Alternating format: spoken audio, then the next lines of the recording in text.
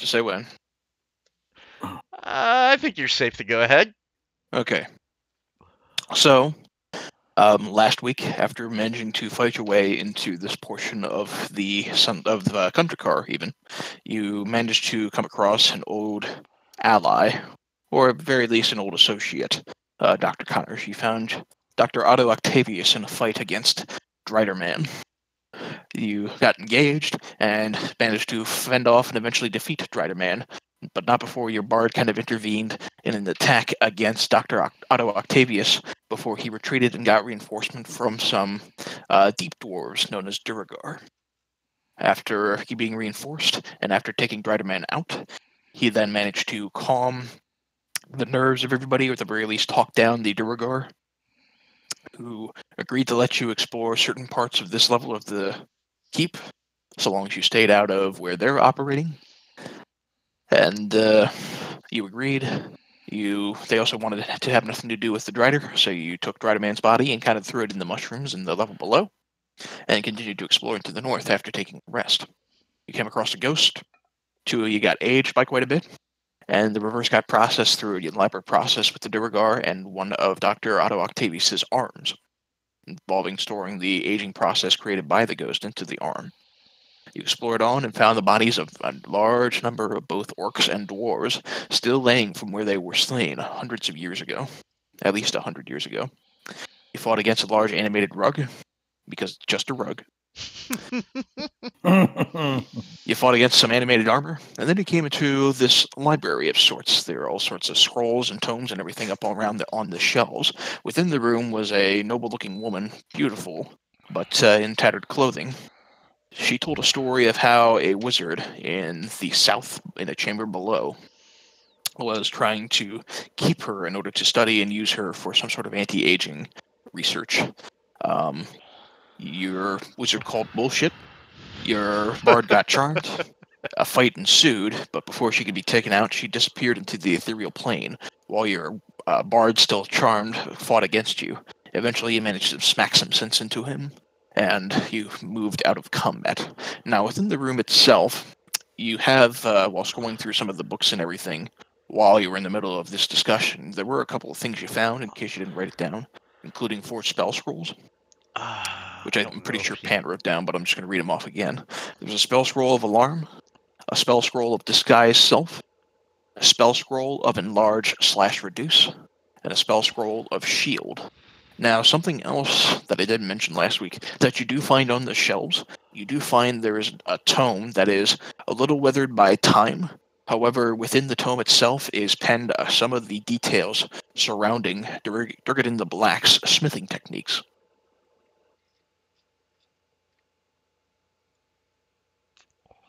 I would say that we should pocket that, or Pant should at least pocket that, and I don't know about you guys, but I think we should take a look at it in a bit, maybe when we take our next rest.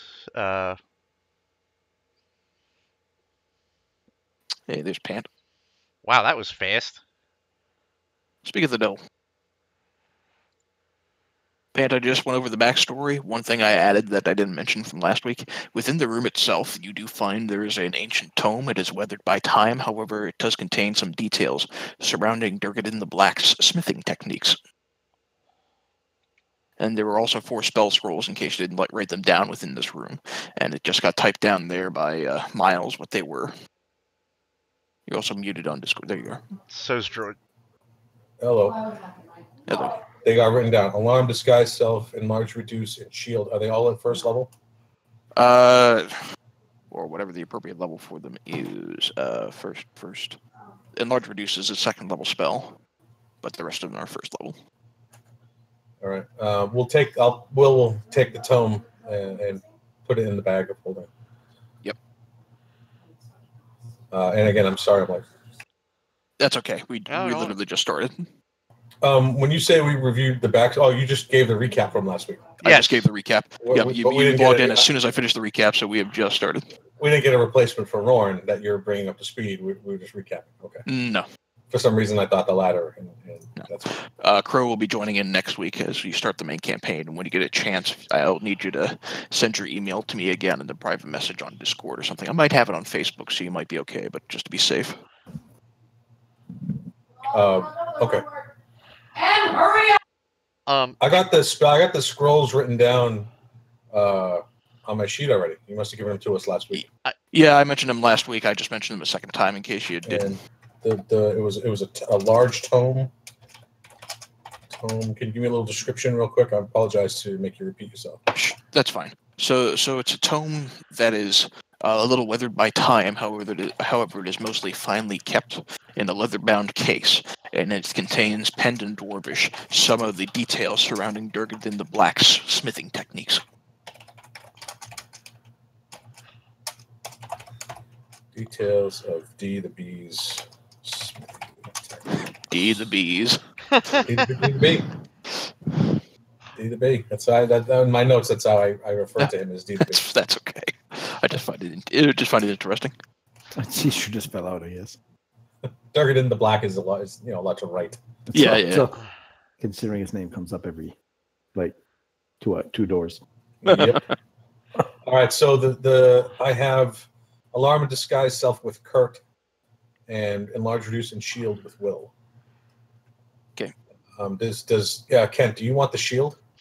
I have to hold on to it for now. All right. Now I'm going to suggest something that we didn't get to do last week, but in all our struggles, unfortunately, I burned a ton of spells when we were trying to restrain Will's rather enthusiastic defense of the fair maid that disappeared. I am a virile man. All right, Captain robes a lot. Because you spent your life in a library doesn't mean that I have to be celibate. I'm not. I'm no monk. Don't judge me. I'm no monk. He says next to the monk with a rather large member, which I'm swinging in my hand right now. Okay. So what I would like to suggest, if we're, not that I really trust nothing the succubus says or said, but if we are truly going to square off against another wizard, in possibly one of these other rooms, I think it would behoove us to recollect ourselves again. I don't know what you all feel. So we're gonna have to stand watch because bitch face disappeared. Well, we could always go back to the room where the dwarves are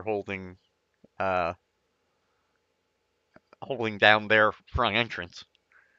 It's not that far, I guess. It's up to you guys. I'm still almost full. I'll go. I don't care. Or maybe, if in lack thereof, maybe a short rest, so I can burn a hit dice. Do you get your spells back that way? I get, I think, 2 back that way. 2 level 1 spells. I get nothing for level 2, though, I don't believe. Will is ambivalent. Consider me agnostic on the matter, my friends. If you feel like you need a rest, that's fine. I can always benefit, but I can also push on, as you will. Once per day, you can finish a short rest. You can choose extended spell slots to recover this.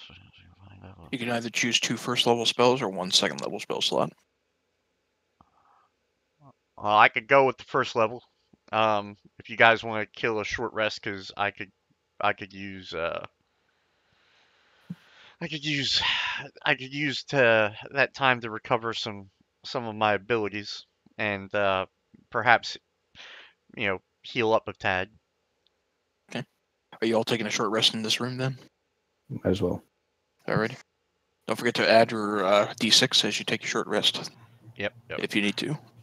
Right. Will also burn a hit dice. Might as well. Do I get my key back? I don't think so. Not for a short rest. You have to finish a long rest for the key restoration. Can I take a long rest while they take a short rest? Because it's the same amount of time? I think it's Or is it- for you it's or is 4 it- hours. For them it's 1 hour. For a short rest for everybody else it's 1 hour. For you it's half an hour. A long rest for them is 8 hours. For you is 4 hours. Yeah, it's 4. It's fine. I only burned 1, so I'm good for now. that should take me back up to. I think I just did the math. Yeah, I'm 1 hit point off. I'm good. And I'll just re-add my 2 spell slots. So, I'm game if you guys are. I'm good. Okay. Bearing in mind that's 4 cases. All right.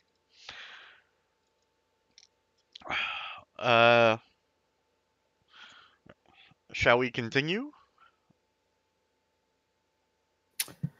I would say so. Let's listen at the door to our right. Okay. Listening, you don't hear anything. In fact, as you've been kind of sitting around in this room for an hour, it's been mostly quiet. You think you can hear some murmuring to the south or the southwest, but it's faint. Yeah, let's open the door to our right then. Or excuse me, south. Yeah, southwest. All right. Open the door to the right. Yep. On the door to the right, it looks like it might have been the sleeping quarters of some kind. It is moldy in here, however, and very stuffy. I would like to see what's in the room. Make a perception check. Jesus Christ. There was a bed in here? There was maybe. The bed looks like it hasn't actually been slept in some time. Not much better. Connors, you don't find anything either. Nope. Oh my lord. All right, hold on. Somebody come in here and perceive something useful. Jesus Christ. There Okay. we go. Can't you find a secret compartment next to the bed? Inside the secret compartment is a small bag containing a little bit of treasure. 110 gold. And a cat's eye gem worth 70 gold. Nice. Winner, winner. Fleece my pockets. So noted. By the way, that was probably my only nat 20 for the evening, so enjoy. Will is going. Will will peek through the door to the south. All right. Peeking through. There's nothing immediately on the left hand there. And then slowly and quietly make my way through the door. Okay. It looks to be a mostly empty room. However, you can see there's some scattered refuse over on the right here. I want to search this area for traps. Make a perception check. I'm on to your games. Gelatinous cube. Gelatinous cube! There are no traps. In All fact, looking around the room, you get a sense, based on the smell itself, that maybe this was used as an area that you would go use the chamber pot in. Wah, wah. Okay. I will search the refuse with something not my hand. Make a perception check.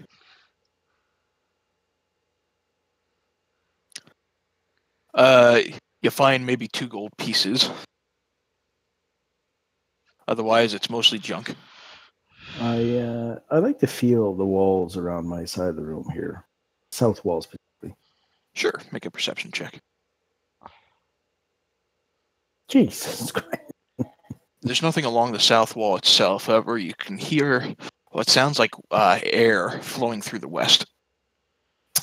I'd like to push on the west wall. And the west wall in here, as you push, you don't hear. It doesn't move. It doesn't move here. Hmm.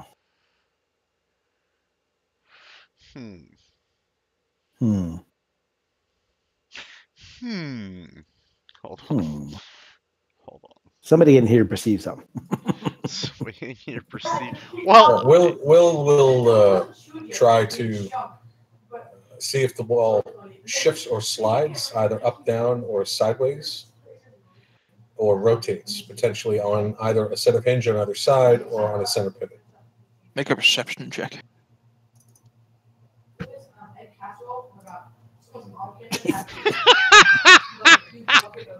You have no idea. Can Jafar's heightened sentences pick up anything? Miles, I kick Miles, the go orchestration. Miles, go ahead and make a perception check for me. It's like we know there's something in this room, but we can't find it.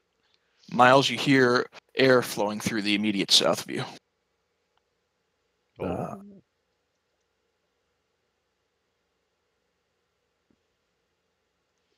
To the immediate south. You're muted there, buddy. Yeah, Miles, you're muted in Discord. Oh, I've been muted for a bit. Sorry about that. Yeah. Just been talking to you guys, just saying stuff. All right. Anyways, hey guys, I found something right here. Perhaps I saw it a long time ago and didn't say anything. But looks like we could maybe get through right there. Well, kick, push, punch, guy. do something. Okay. So if anyone wants to help me with it. Sure. I'm gonna go down here. All right. You don't So- have to. You don't have to make any sort of significant check. Pushing around, yeah, you get the sense that there's some sort of secret passage beyond.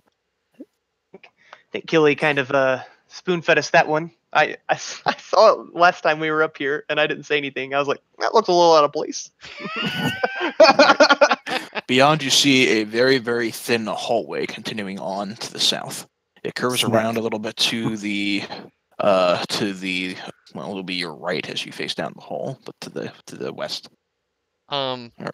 Before we travel any further, or before we try to travel any further, gentlemen, I would just like to remind everybody that we did promise the Drider that we wouldn't really intrude in their area. They said we south. don't know that Technically, this this is is parallel to the other room. You're assuming that this is their area.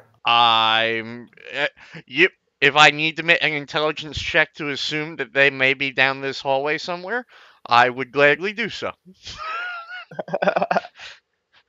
From where you are, I might remember, or might remind you, you thought you heard murmuring towards the southwest. So cold-hearted snack. Go down more. The hallway ends there. So it seems Okay. like it ends at two other areas here. You think there might be other secret doors. The cake is a One- lie, my friends. Despite all of my previous attempts at diplomacy with anybody, maybe it would be a good gesture on our part if we went back to them in the main hall and explained that we found a hidden back door to their secret area that they may know about or not know about. You mean But if like they don't I'll- know about I'll it, explain it to could them be that, it could do wonders as far as gaining their trust. know about it because they're pussies and wouldn't come up here because it's haunted. Ooh. This is our secret.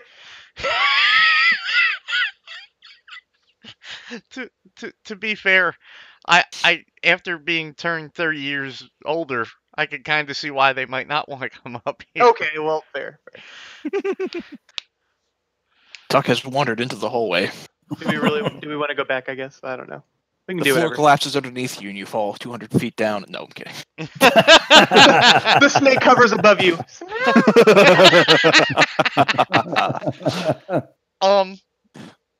Try to perceive over here.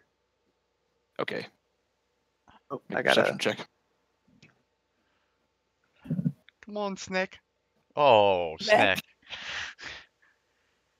Your snake hears something moving in the southwest there. It sounds like a dwarven voice.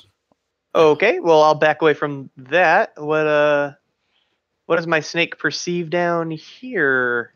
Go ahead and make another perception check. Earn their trust, Will says down the hallway. The snake hears rushing on the south. The snake hears rushing air. Excuse me, airflow as well as the sound of rushing water. Oh.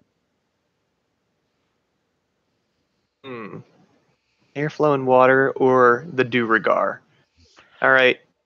So, to be clear, they said to the south. We are technically to the east. East. We can play semantics here. Well, wait a minute. Wait a minute. Earn their trust. Will said. You haven't even opened the damn doors. All right. You shot them. You're the one who shot them last time. Dude. He's got a point. Oh, screw it. Go ahead. Just as a friendly reminder to the entire group out of game, do recall that there is another door to the northwest that we have not gone through yet. And one to the southwest, too. You were able to go through that one. Oh, I guess there's one. It's the one that the Durgar are guarding, and the one behind the throne that you are not allowed to go through. Let's not fuck with them. Well, look, if you guys want to go see where this leads... How about we make everyone happy? We go back to the Durigar. If someone wants to run their mouth and tell them about the secret passage, they can. And if they don't, we can go to the other two doors and explore those before we keep on going down the secret. I suggest a compromise. Let's return and venture through that northwestern door and not say anything about this passage to them until we have to. I might also is on board for this plan. I might also throw out for your benefit that you are Dr. Connors.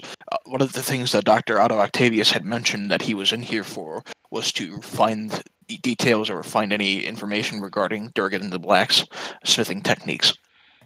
No one finds out we have this book. Oh, I don't know that that's necessarily a great idea to share with your fellow MD. Just yet. Okay. So are you all returning to the Great Hall where the Durgar are? I would say yes. Okay. As you return into the Great Hall, you see Dr. Octavius kind of leaning on against one of the pillars here, or excuse me, leaning on one of the beds here. And as you wander back, he mentions in kind of a cocky manner, "No gray hair on your heads this time. Find anything interesting up there?" A lot of dead things. Go figure. And some gold. I love how it's so deadpan. Go figure. Yeah, we're just going to explore over here. You can come along if you want. I'll listen to the door. Okay. I wish I knew how to whisper in this thing. You have to use space and then Miles. use Miles. Or whoever you're talking to. Whatever their name is on the bottom of the screen. You can use their character name. It can be literally any of their associates. Is it GM Whisper? No, just /W. Oh. To whisper the GM, guys, it's /W space the GM. Oh, is Did it? that work there, Miles? Yep. I did a /W Miles test and it went right to him. Okay. Yeah. All right. So you're listening at this door? Yes. I believe you said yes. Okay, go ahead and make a perception check. Oh. Just in case it's a ghost. All right, you don't hear it. I'm at the door too. Okay, you also listening around. Yeah, it works well. I can see it. Listening around at the chamber, you don't hear anything. Oh, screw it. Open the door. All right. Opening the door in here. As the stick moves out of the way. Opening the door in here.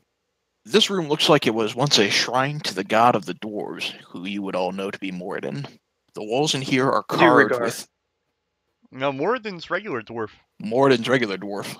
I didn't know. That's fine. Just curious. You might not know. Your character might not know. But this room was once a shrine to Moradin. The walls in here are carved with dour images of dwarves, and there is a low stone altar that rests at the western end of the room. Stone benches in between have been smashed and thrown askew, and the icons of the dwarvish gods have been defaced. On the top of the altar, arms folded over his chest, lies the ancient corpse of a dwarven warrior in plate armor. Bones lie heaped around the altar's base, and at its foot crouches the desiccated body of an orc in studded leather. We should definitely investigate. I agree. Yeah, Will wants to take a look at that dwarf and see if it's potentially Durgard in the black. I'm going to move up here and Trap. fall in a hole. No, you don't fall in a hole. Okay, good. Do I see anything useful on these benches? Not on the benches themselves. They're empty and smashed. Okay. They're well made for what they were. Let's go up here and skeletons appear. Okay. As you approach the altar, some of the bones nearby begin to stir and form into a pair of large, towering skeletons Look containing at that. great clubs. I'm a The psychic. dead orcish warrior begins to rise, looks up at you with glowing blue eyes, and grins evilly. I'm sorry, not blue, but green. Green fire burning in its hate-filled eyes. Go ahead and roll initiative. Good. Is the door still open? You just shut it behind you. As God. this happened. Is the door locked behind me? Fuck. You don't know. Hold Be a on. man. Uh, We can take these bitches. yeah. Not without second level spells, bitch. I rolled for the. Whoops. Okay. 18, 17. All right. The orcish skeleton will move first.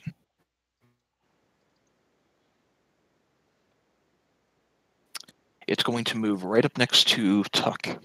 It's going to swing at you once with its longsword to begin with. Missing wildly. This is the orc body? This is the orc body. And then it's going to reach out at you with its other hand. And as it does, there is a necromantic ore that surrounds it as it reaches out towards you. I need you.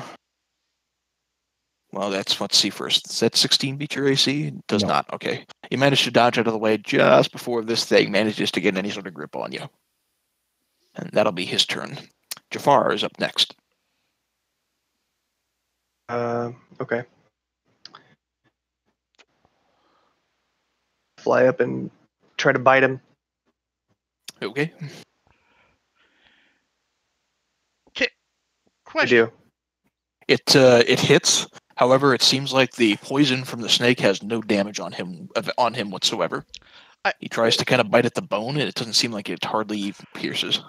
I have a question regarding Jafar. Obviously, he has his attack, but Mhm. can he fly in the face of something and try to distract it? Is that an attack it could do, or something? Anyone? What do you mean? If Miles can be really, really creative with how he wants to try to do something like that, I may allow it. Distracted, I guess it has to be there, and I'm afraid it'll get one shot. Because So yeah, I understand, but because the 1 point of damage. No, I know. Role playing, I gotcha. okay, that makes sense. Okay, yeah, he's gonna fly back for now. Okay. But I'll All right. think about what you said. Kurt, you're up next. Move slightly up here, because this count as like half cover. I don't know if these guys have any ranged attacks yet, so I'm just trying to. It would count as half cover given the size. You can crouch behind it and give yourself a little bit of cover. Gonna try and shoot that guy. He's already attacked, hasn't he? Oh well, that's fine. The little I'll guy give next him- to here. I'm sorry, which one are you attacking? This one here. Sorry. Okay. Put Hunter's mark on him. All right. Yeah, I'll go down He's a spell marked. slot, and then I'll. Oh. The 11 will not hit. It's he manages to duck before the arrow connects, and it pings against the edge of the wall. I'll just go back to a duck position and wait till I can fire again. All right, Kent, you're up next. Killy, what did you say the range on Alchemist Fire was without disadvantage? Without disadvantage, it's 20 feet. So, and that covers what kind of square? Let me double check. I'm sorry, I should probably know that and not ask you that, but That's going to be 20 feet or 60 feet with disadvantage. Range attack. On a hit, the target takes 1d4 fire damage at the start of each of its turns. It can end this damage by using its action to make a DC 10 Dex check to extinguish the flames. Okay, but like with wise that would cover. You throw it on a creature in particular and it sticks to it. It's just a one target thing. It's not a spherical area. Okay.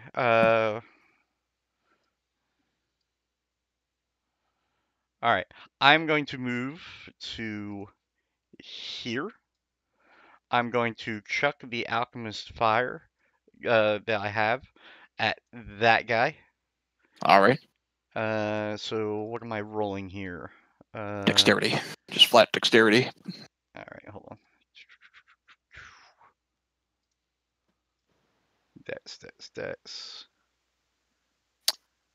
That will connect. The fire, he is engulfed in flames. This large hulking skeletal creature is engulfed in flames as it burns around him, and you hear a necromantic hiss as the fire begins to kind of engulf him. Okay. By the way, as you throw the fire and you kind of get your bearings, as these creatures begin to animate, you notice your staff is glowing a little bit with a black necromantic aura. I kind of figured that was coming, actually, believe it or not. But for right now, rather than engaging melee, I'm going to back up to here. Okay. Will, you're up next. Thank you. Looking one thing up real quick. Just give me 1 moment, please. Sure. 20 foot square. Okay. 20 foot square. Will is going to pull up. Hold on, guys. Just 1 second, please. Yep, I'm sorry. Yep. Let me remove that. Sorry about that. Will's going to pull out his Wand of Entangle. All right. And I'm going to cast it. A 20-foot square. So, like so. Okay. And he's also going to move behind cover as well. Jesus Christ. Okay. All right, so... Well, no, you know what? I'm going to move to here. I want to be close enough to heal if I have to. Yep. All right, so... Wand of Entangle. We're looking at DC 13. Can I post it?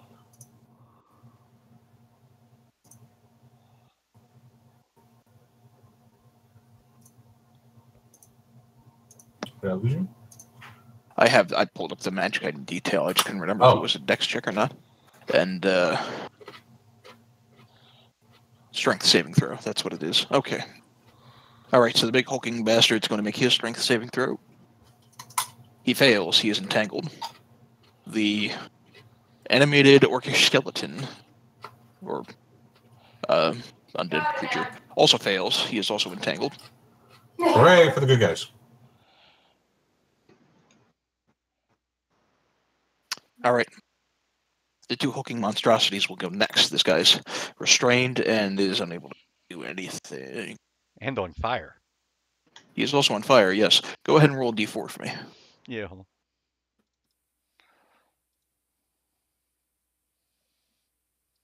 There you go. All right, so he'll take 4 fire damage. And he's burning. All right, this big hulking monstrosity.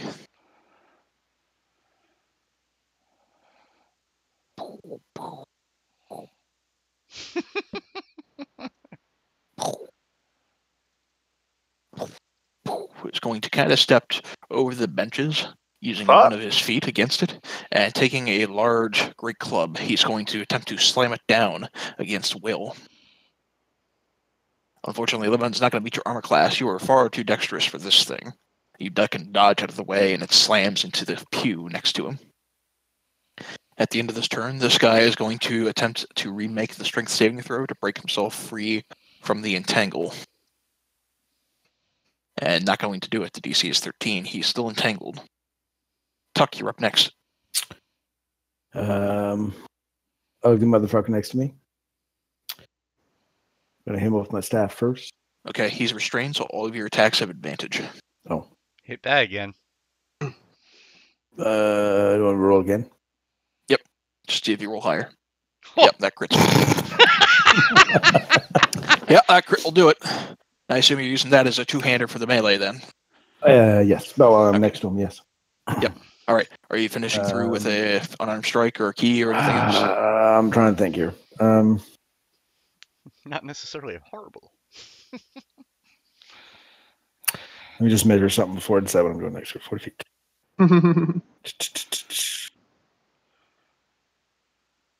Yeah, I'm going to use a key to disengage. And Okay. Are you gonna? This is the key. The key allows you to disengage. I think it's a Yes. free action as a bonus, or as a bonus It's a action. I bonus. should do it as a bonus So I action, can't. that's right. Yeah, I can't use my. I can't use my Unarmed strike, then. I have to disengage, and my jump is doubled for the turn. So I'm going to go all the way in the back corner here, Woohoo! jumping over the pews. All right. Your monk Mario's his way over the pews. Ka-ching! There are no coins along the way. Oh, speaking of music, real fast. hmm So, last week's what you call it actually got flagged by YouTube for copyright infringement. No way. Yep. That's so. Is it not able to be shown now, It even can as a be- private video? It can be shown. You can't monetize it in any way. Oh well, they're not trying to monetize it in the first I place. wasn't trying to monetize it in the first place, but I thought it was funny. When the next day I jumped on, I was like, "Oh shit!" I'm like, "They flagged me for copyright."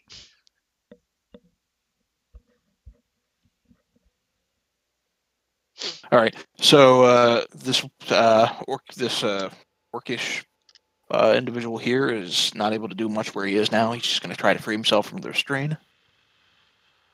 Fail. And still fails. Boy, that wand is far more effective than I hoped it would be. All right, Jafar is up next.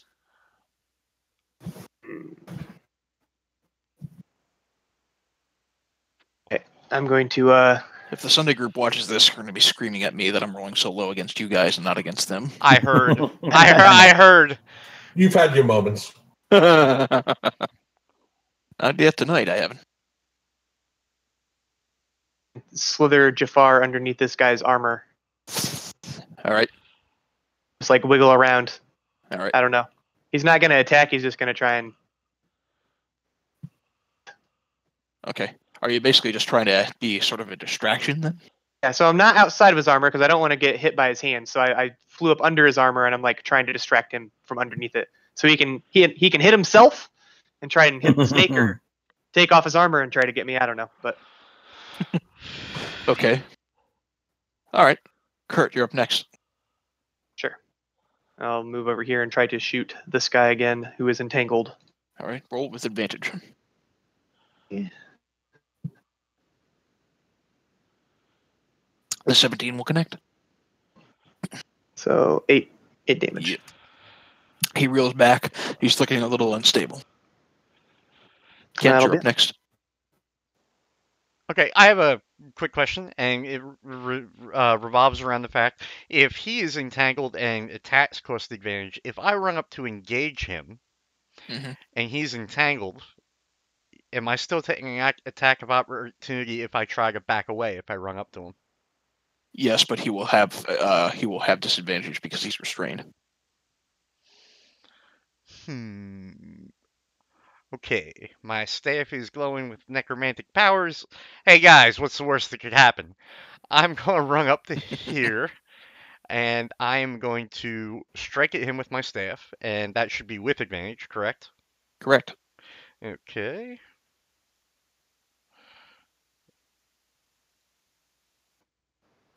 Nine doesn't connect, unfortunately. Drat! And I will try to move away, even though I may be hurt. Okay. As you try to move away, he will try to grasp away at you. 7 is not going to connect. Right. A life tree. Oops, wrong button. It's okay, it didn't count. All right. Will, you're up next. Will draws his rapier, crouches into a fighting stance now that he's engaged. Mhm. And quickly draws his rapier. bringing forth the heavenly music of AC/DC Thunderstruck. All right. So, first things first. I'm the greatest.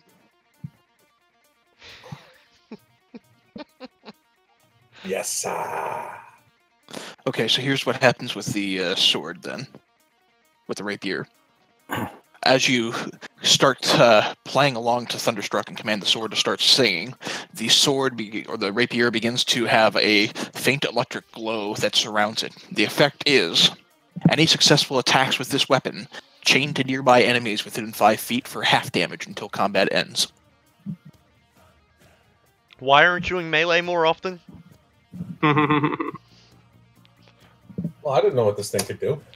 I was kind of hoping this would give me a bonus to spells that utilize force, but that's quite all right. I will take it, and I will spin around, and as my rapier comes around, feint an attack, but instead whack the butt of the rapier on the pew behind me, which sets up the sound, the crackling sound from the hitting the stone.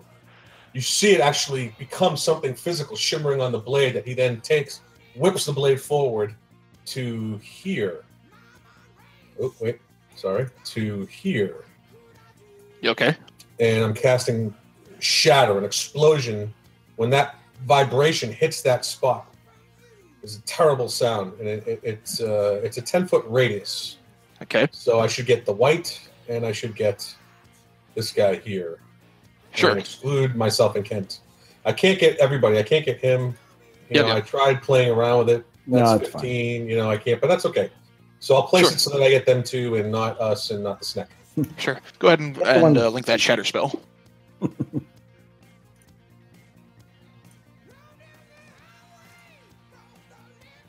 All right. So, well, that's a really good roll. All right. Perfectly average roll. 9, 13 and a half is average. All right. So, the white fails. The big skeletal fellow. Now it's up to fails. you. All right. Never mind. Okay, so additionally, as the shatter lands in that spot, you watch as the two front stone pews just begin to kind of crumble, and the stone shards begin to splinter everywhere against both of these creatures. So on top of that 14 damage, go ahead and roll an additional 2d4 piercing. Nice. Nice. Awesome. Yes. All right, so... Perfectly average. It was the cinematic description. The dice gods loved it. Indeed. It was right out of a Marvel movie, man. I'm awesome. Bang! And I'm rocking out to boot. Yep. All right, so the orcish skeletal reanimated figure is looking very, very harried. Very, very harried. Like he's on his last legs. And... yeah, big fella, 22, baby. Yeah, this big fella next to the thing that's engaged with all the rest of you looks pretty hurt too. All right, Kent, go ahead and roll another D4 for me. Indeed. D4 fire. I open my character thing and not the dice roller. Hold on. I'll tell you what, this is going to fly on YouTube now too. Nah, it didn't before. Yeah, okay. Where'd Kent go? He's right there. Right beside you. I'm right here. Okay, so he takes an additional 3 fire damage. This big fella next to you, feeling the snake kind of moving around inside of his armor, he's going to try to reach his hand in and see if he can't grab the snake while through his bone, and see if he can't grab him. So for Jafar, go ahead and make a dexterity saving throw. Come on, Jafar. Oh! Not that you have much to beat. Yeah, your snake's kind of dodging around. He's not able to grab at this thing. Stress. All right. And the one on the bottom there is going to attempt to break himself free of the entangle. And still fail. God damn it. Talk, you're up next. Well, he's going to be really pissed when I cast it again. I'm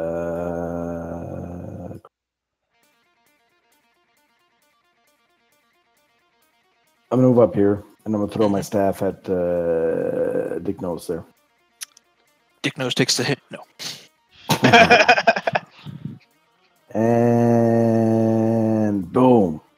Oh Man. Are you throwing it at the big fella here? yes. Okay. You got to. It doesn't get disadvantage, but the 27 is the first roll, so you still get the crit. Yeah. So. Shit. Hilarious. I'd like to have my staff back too. Yep, you get it back. Kelly's like, why'd I give him that fucking staff? It's fucking glorious. All right. If you're quite done. I, at this point, am done. All right. This Orca skeleton is going to try to break himself free of this damn restraint one more time at the end of his turn. And this time he succeeds. He is no longer restrained. He's ready. Jafar is up next. Can continue. Maybe this is a skeleton, right? So maybe he like his head as well. Stays away from the teeth, but scratching around Sure, inside why of the not? skull. Sure, why not?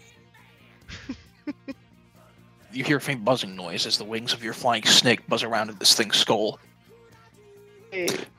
Kurt, you're up next. I'm going to shoot the white Okay. Oh, restrained. So it's a 17. Sorry. It's no longer restrained, yes. The 17 will still connect, and you watch as the arrow pierces through the neck of this thing, and it kind of reels before it gets a chance to finally move after breaking itself free of this fucking entangle, and it just kind of falls limp and prone. It is taken out. That's it. Okay. Yay, Would you like to remove your hunter's mark as a bonus action? Oh yeah, as a bonus. Yeah, I'll move to the guy in the back here. Okay.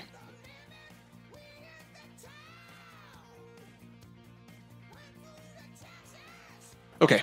Kent, you're up next. Quick question. Is my staff still glowing necromantically? Oh, yeah. Can't. You get up, know, buddy. well, this one is distracted. So I am going to try to swing at that, and I'm not a melee guy, but why not? Oh, shit. Okay. We'll count to 15. Okay. The 15 will connect, and I know it shows we can do the 5 points of bludgeoning damage there. Mm-hmm. And as it does, the staff is glowing with a necromantic energy, and even though you might not choose to do it, the staff is going to expend a charge. I need you to go I was ahead. going to do it anyway. Okay. I need to roll a Wisdom saving throw. wisdom save. Saving throws. Where are you? Okay, so two things happen. First of which, you watch as the staff cuts into the necromantic being of this creature. That, interestingly, this creature that otherwise would have no blood, there is blood that begins to form on the spikes of this thing. However, the blood itself is black, and it begins to just kind of get sucked up by the staff. And it feels like the staff just gained a little bit of power. However, in the process, pull up the table.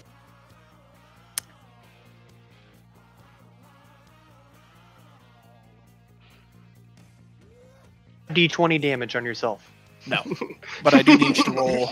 I do need you to roll D100. A D100. Okay. Joy, I'm so glad you gave me this cool staff. That's Oh. never good.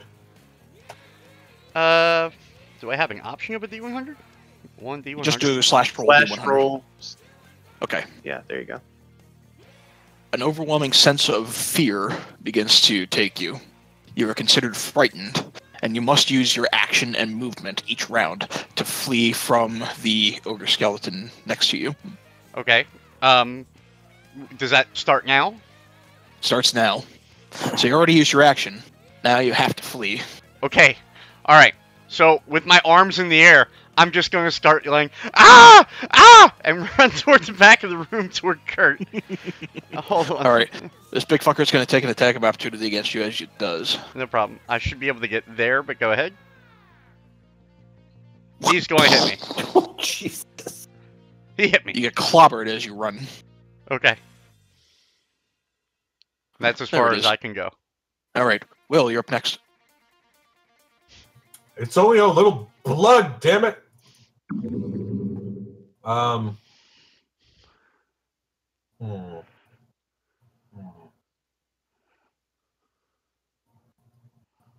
All right, I'm going to make with the stabby on the guy. Right here.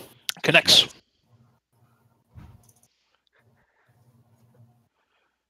No pithy quip.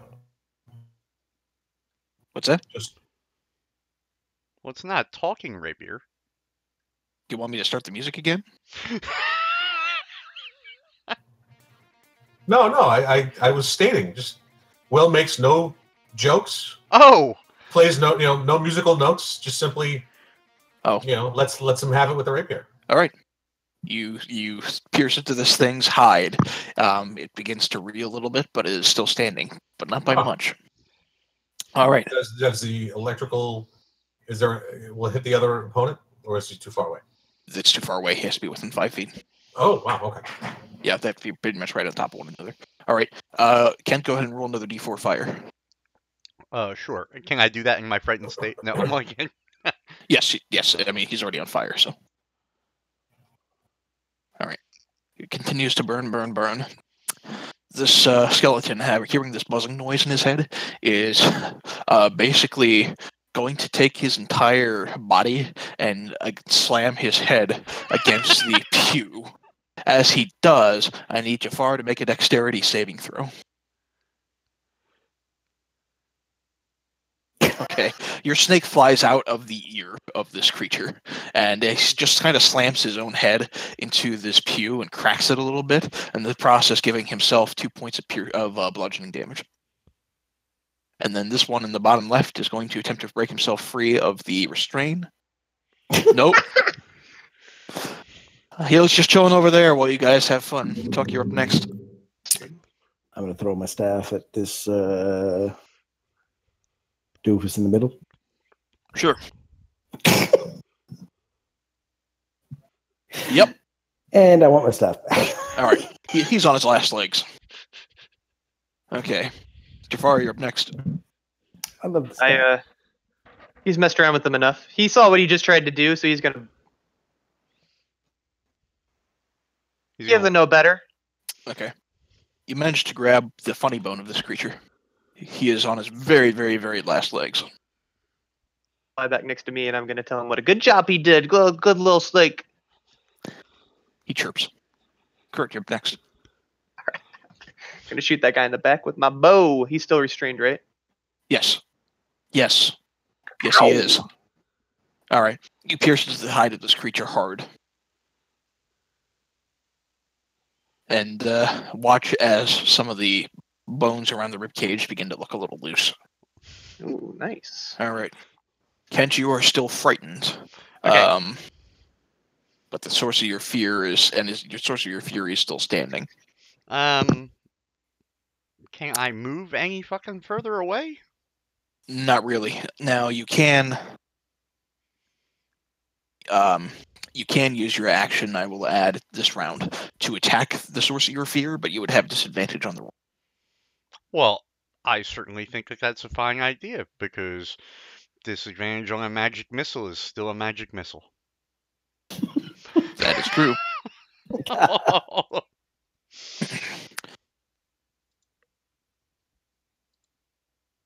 Okay. I did Now hit you're throwing- disadvantage. It doesn't matter because it Oh, it always doesn't hits. matter. Yeah, it always hits. So 12 Yep. points of damage. So are you throwing all of them at this creature? All the missiles? Yeah. Okay. The missiles connect all at once, and you watch as this creature basically just shatters into a million pieces. And the bones kind of just cover the floor. He is no more, and you are no longer frightened by him. I'm gonna be. Did you guys see that thing? That was so scary. Damn nature! Yes, Kent, we saw you blow it up. But it was so scary. You don't need to crow about it. Let's kill the other one first. Then I'll write you a song. As Will brushes the bone dust off of his cloak. Oh, yep. All right, Will, you're covered in bone and dust as this thing collapses in front of you.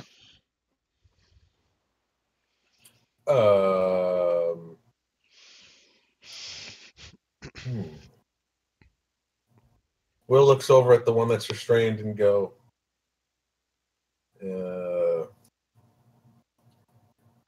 having trouble getting it up? Okay. Back a little bit. He just kind of roars in pain, and yeah, he's most certainly affected by your vicious mockery. Are you guys sure that there were 3 creatures we were fighting in here? What? I said, are you guys sure that there were 3 creatures we were fighting in here? I haven't seen one the entire battle. All right, go ahead and roll another d4, Ken. Yep. All right. Still burning, still restrained, still going to try to break himself free. Still fucking restrained. You know, the worst thing is this fucker has a +4 modifier to his strength. Talk, you're up next. Sure he does.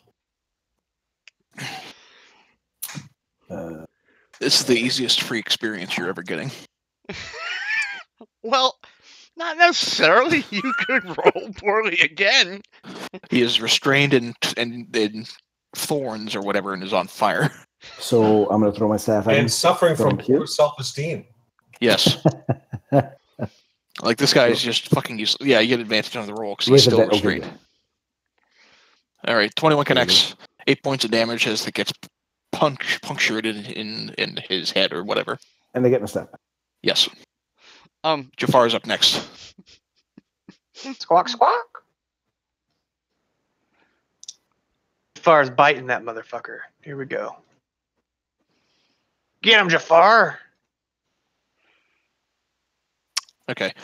He manages to grab Ian. The poison doesn't seem to affect the skeleton himself. However, it seems like he manages to grab one of the loose bones around the ribcage and just pull it off. A souvenir. I mean... Kurt, you're up next. Oh, I'm going to shoot him. Here we go. And still restrained. That's hilarious to me. I don't know. I'm sure it is. All right.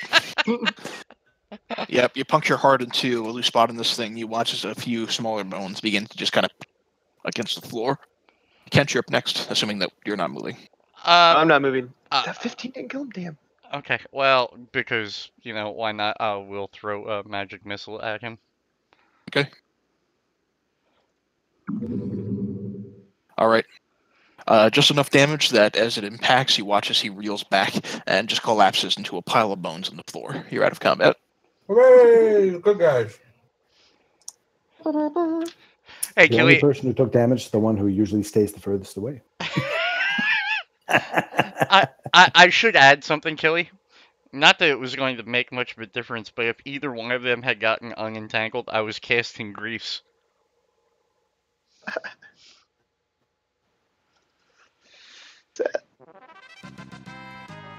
Yes!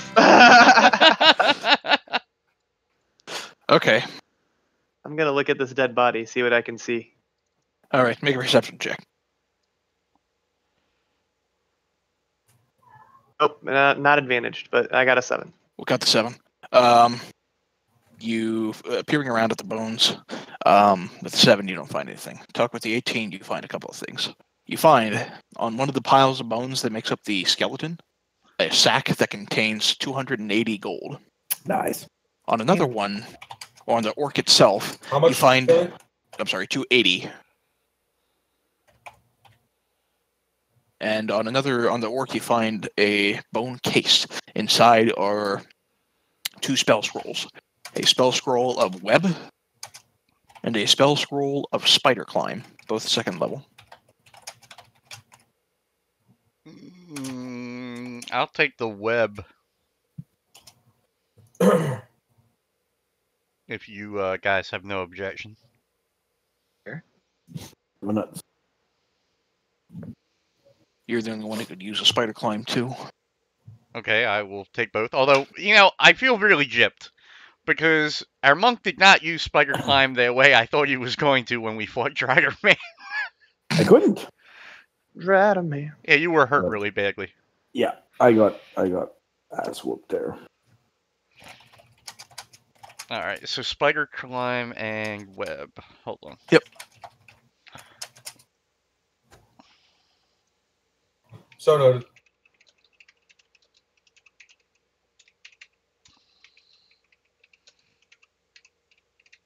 Okay. All right. I examined the altar. Okay. Yeah, Will as well. Will actually, while you're examining the altar, we have that vial of holy water. I have flask one. Of holy... I have one I'm sorry, if you Kurt. need it. Kurt, you know, I would ask you to pour it over the body of this one to make sure that it doesn't rise again ever. Over of the white? Yeah. Pure. All right. I'll pour this flask of holy water out all over him. I don't care. There you go. Okay. As you're peering at the body talk, go ahead and make a history check with advantage. History. Okay. The visage that resembles the dwarf, his armor, the weapons in his hand, the fallen foes beneath the altar. You believe that this is the last remains of Durgadin the Black himself. Winner, Is he winner. on top of the altar? He is on top of the altar, his remains, Okay. forever entombed within this place. This is where he made his last stand. The two large ogres and the orc that you just fought as their undead variants, you think he must have originally felled them himself before succumbing to his wounds. Anybody read Dwarvish? Yeah, Will read them to himself, not out loud. Okay. Just in case they do something bad. Reading them out loud, it basically lists "Here lies Durgadin the Black." It lists his name, his titles, his deeds in life, and all the honors bestowed upon him in death. So we're robbing the corpse, right? No, You're not. no, No, you're not robbing him. No, You're robbing the two. You're robbing the other dudes. This altar is not. Will will say this altar is not to be touched. Okay. And he seems serious, which is uncharacteristic for him. You just use your pass. We're stealing shit from the other guys. So much for diplomacy. No, we'll suggest we go back and let the dwarves know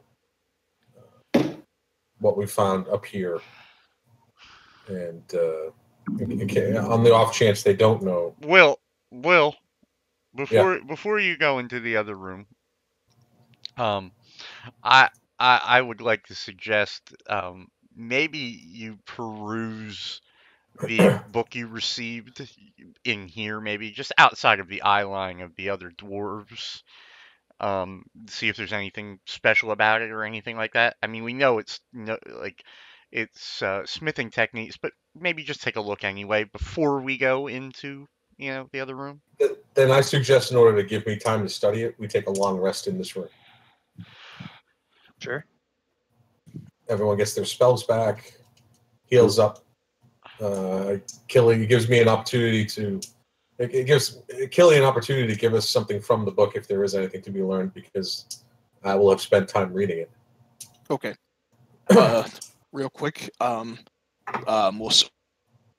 take the third watch because he'll have finished his long rest by that point. But who's taking the first and the second watch then? I can take either one. Doesn't matter. I'll take second watch. How about that? Okay. I assume we'll take first watch and spend the 2 hours maybe perusing the book a little bit. When you go to bed, I want to read it as well. Yep. Unless it's in Dwarvish, in which case I will not. Yeah, it is in Dwarvish. So I'll look at it and be like, "This is a nice book." No, look, I'm sorry. I'm stepping into the meta game for a moment. Do we now know that you are engaging with this Doctor Octopus fellow because you were looking for something to change you back? It's not something you shared with the party yet. You don't know that. All right. All right. In that case, will simply ask you: is there anything that you would, knowing your interest in the book, is there anything in particular that you would like me to try to find in here? As a scientist, I'm just interested. I have nothing in particular. Just want to peruse it, see what mysteries it holds. Well, okay.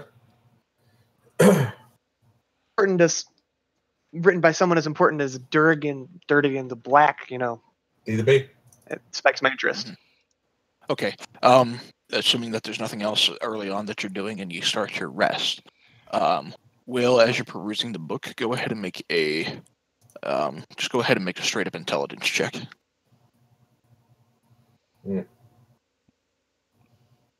Oh. Okay. I don't know where the 8 and 6 are coming from. We'll count the 19 there. So, perusing around on the book there, you're not familiar too much with blacksmithing techniques, and so some of that is kind of lost on you. However, you do note the process by which he imbues some of his weapons with magic, and some of the basic materials that are involved. And if you wish, you can take some of the notes in that process. And as you do, I will give you this benefit. If you wish to try to have armor crafted or otherwise enchanted at a vendor, if you share those notes with them, the cost of enchanting the armor will be reduced by a quarter.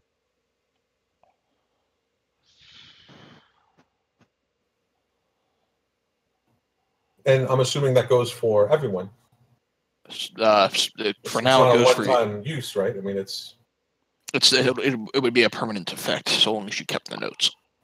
So long as I kept the book, so we can all have armor commissioned and get the benefit. In theory, yes. Okay. Okay.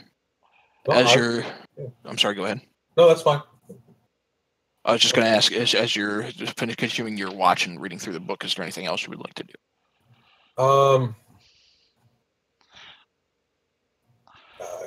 No, just really I want to go through this book, see if I can blend any elements of it and the words on the tomb. I want to, now that I have the book kind of down, I'm going to spend the rest of my time studying the tomb and the writing, maybe even copying some of it down, because that's all, it's an epic. Mm-hmm. These tales are told of his deeds, but here's the definitive record. I mean, if I could prepare an epic I can recite at performances, that would be awesome. So I want to document as much of it as I can. Right. As you read through the bulk of the runes and as you recall your notes and other details that you found as you've wandered throughout the bulk of Khundrakar, you learn that Durgan the Black was a dwarven prince among the northern kinsmen of the dwarves, and he led a particularly large force of dwarves against the orcs of the many arrow tribes during a number of wars that occurred between the dwarves and the orcs, including taking out the orcish war chief at the time, whose name escapes me, and I'd have to research it, and that's going to take forever if I do.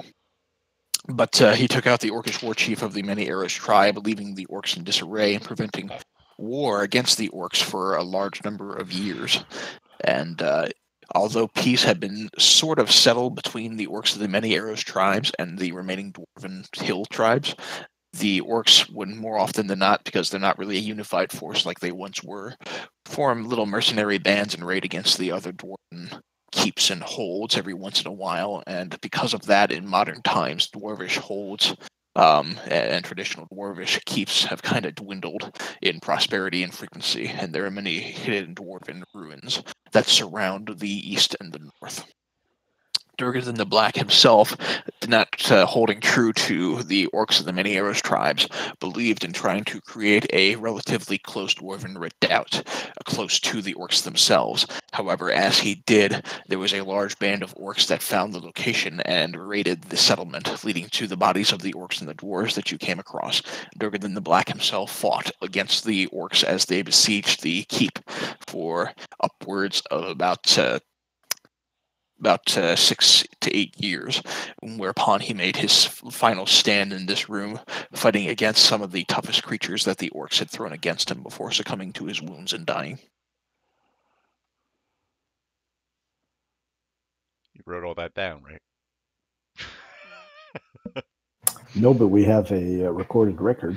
That's true. We'll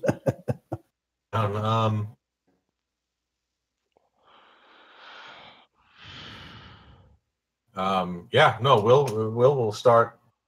Right now it's just memorizing all of it. So much of my craft is memorization, and then once you know it, you can put it to music Mhm. as a story or an epic. As you kind of read through the runes, you can jot them down on paper over the course of the remaining portion of your rest, and to try to retain the notes for future record. So that'll take the better part of your 2-hour rest as you kind of finish taking down the notes for the detail. As you do, we'll say you finish off with your sleep. Kurt, you are past, unless Will you otherwise hold on to it. Kurt, you are past the book, including Dirk and the Blacksmithing Secrets. I don't think I can read it, so I'll just look it over and see if there's any nice pictures. Okay. There's a few nice pictures that kind of detail some of the forges, and there's some arcane drawings in there. But as you're taking care of your sleep, you hear the door kind of peek open, and inside you see a familiar-looking metallic armed dwarf, and he says, "I see you're not dead. You've been in here for quite a while. I hide the book under my coat immediately. I don't want him to know that I have it until I know what's in it, and I don't really know what's in it, so I'm still trying to look through it." Okay. He kind of peers inside and looks at the bodies surrounding and kind of raises a curious eyebrow. Yes, this is the resting place of D to the B. the Black D to the B. Did you find anything while you were in? He perks up as you mention this, and as you mention it, he kind of wanders by you and begins to make his way towards the altar. And as he does, he kind of whispers back to you, "Did you find anything while you were in here?" Well, we haven't disturbed the body or anything. We've looking through the monsters that we've slain. He begins carefully examining the runes. Do you read Dwarvish? Yeah. It's what allowed me to come in here and research so much. He immediately begins taking out a notebook and a piece of pen and begins kind of scanning along the runes, trying to find anything that might be able to help him. And as he does... Oh, go ahead. Made any leadway on what we talked about and me getting my original body back? It would involve me having to store more energy into my arms in order to help you store your original form. That would involve quite a bit of magic involved, and I cannot ensure that the magic would be very sustainable without being able to craft the arms into a far more sustainable manner. I believe the ancient smith that lies before us here held the secrets that allowed me to forge the arms in such a way as to sustain a large amount of magic. And as he kind of reads through the remainder of the runes, he kind of just useless. What secrets do you hide, blacksmith? Everyone's asleep, right? I'm the only one awake. Yes. No. Okay. Unless okay, if they're awake, then I'm going to be like, if I find anything, I'll let you know. And if you find anything, you let me know, and maybe we can meet in the middle. He mentions back to you. These Donagar to the south have been trying to replicate the effects of Zergad Black. I've been trying to negotiate with them to help share with me as much as they have learned. They have been rather restricted so far, and I'm beginning to lose my patience. Well, we still have some more exploring to do down here, and if you could just give me, to finish out the exploration of this dungeon that has not yet been seen, I will get back to you with all I know. Very well. Have a good night's rest amongst the dead. And he will wander back into the Grand Hall, assuming that you're not telling him anything else or stopping him. Yeah. All right. So are you doing anything else as part of your long rest? Am I awake now? Not yet. Depends on Miles.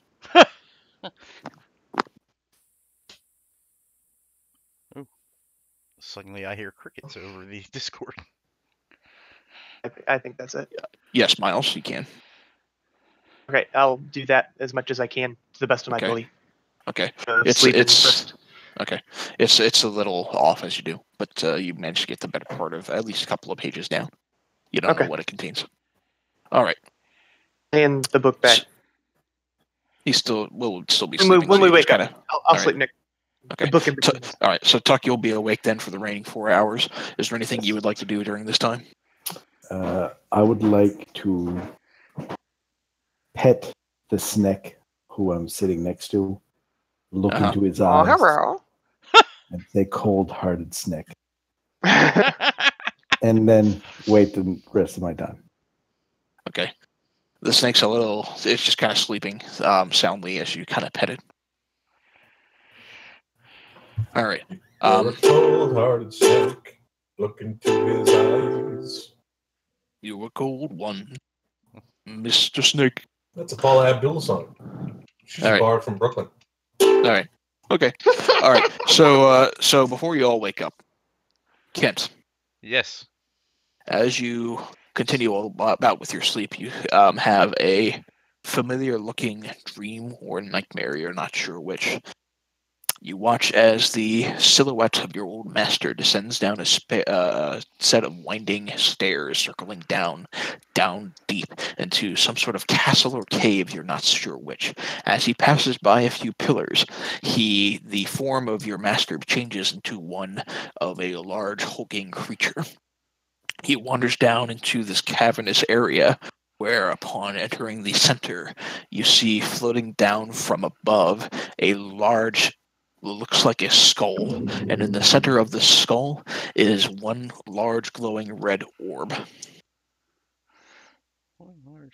And then you wake up. Okay. So, well, I would be the last one on watch. Yes. Technically, you've done a full 8-hour rest, unless you Yeah, wanted 'cause to I'm kind the of wake only- up for the last 2 hours and do something. No. Full 8-hour resting. When everybody gets back, Okay. I'll. So assuming that you're not doing anything extra, then we'll say everybody wakes up and finishes the long rest. Okay, works for me. All right, you're all awake. Oh, hello. Here's your book back. Thank you. Did you find anything useful? I speak 0 of Dwarvish, so no. But Yeah, yes. I'll explain. I mean, It simply breaks down Durgadin's methodologies, and it's the science of blacksmithing, but particularly how to create enchanted armor in a manner that apparently is more efficient. But I didn't really understand it. It's not my, smithy's not my bag, baby. I looked at some of the charts and some of the figures that were drawn in there, and I got an idea of what it was talking about. But as far as the specifics, it was a little over my head as well.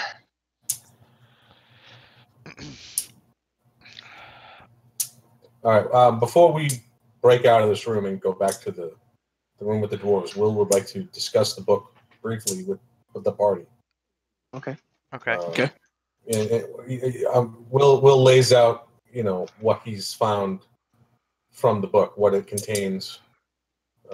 Essentially, it's a blueprint for how to enchant armor in a very efficient manner.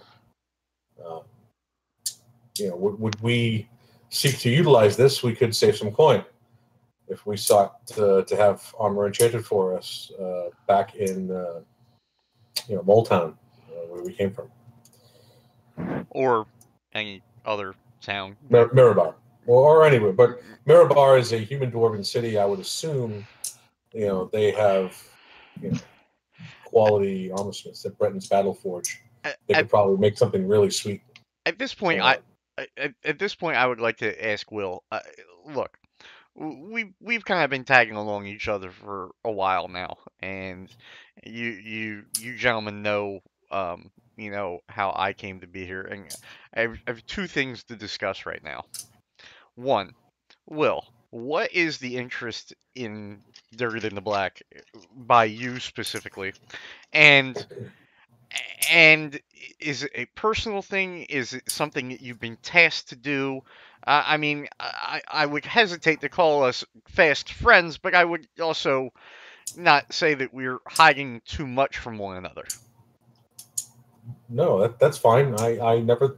It's not that I'm hiding it. It's just I never thought to explain. It's funny, as someone who has such a penchant for being in front of a crowd performing, I talk very rarely about myself personally. I wasn't always a bard. My life prior to meeting up with and taking apprenticeship with my master, my former fellow bard, who I traveled with for many years and taught me my craft, was somewhat troubled. And he helped bring me out of that, and he set me on a path that has transformed my life for the better. It turns out that he was much more than even I realized. My master was an agent for the Lord's Alliance. And his last mission, the mission he was on when he died, was around, started with this, the map that I showed you, focused on this legend of Durgan and the Black. So for me to be able to bring closure to the mission that someone who I owe so much to had started means quite a bit to me.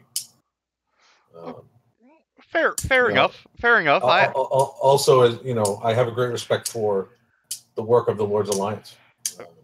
You know me; I tend to build bridges rather than burn them, which is probably the point of the spear as to what stands between you and I. But no. Hold on. That's fair enough. And you gentlemen, and I'm saying this to all the guys. You gentlemen know, how I was raised and nearly killed, and I'm no great paladin slayer of evil, but I tend to seek out anything that I can destroy that I consider evil. Now, I would just like to make you all aware that I think that there may be a great source of evil at the bottom of this. Well, what the hell would we call this? Not Hey, Keep or cavern. You're not Hidden sure which. city. keep. Keep. And I would really appreciate it if we can explore down there a little bit later, to possibly see if we can seek it out and destroy it. yes. I'm absolutely all for that, Will says. And well, I don't know our snake companion's motivations really, but I assume that the giant cocked monk just has that on his mind. So, the only one here that remains a mystery is our friend Kurt. Well, we're all coming clean.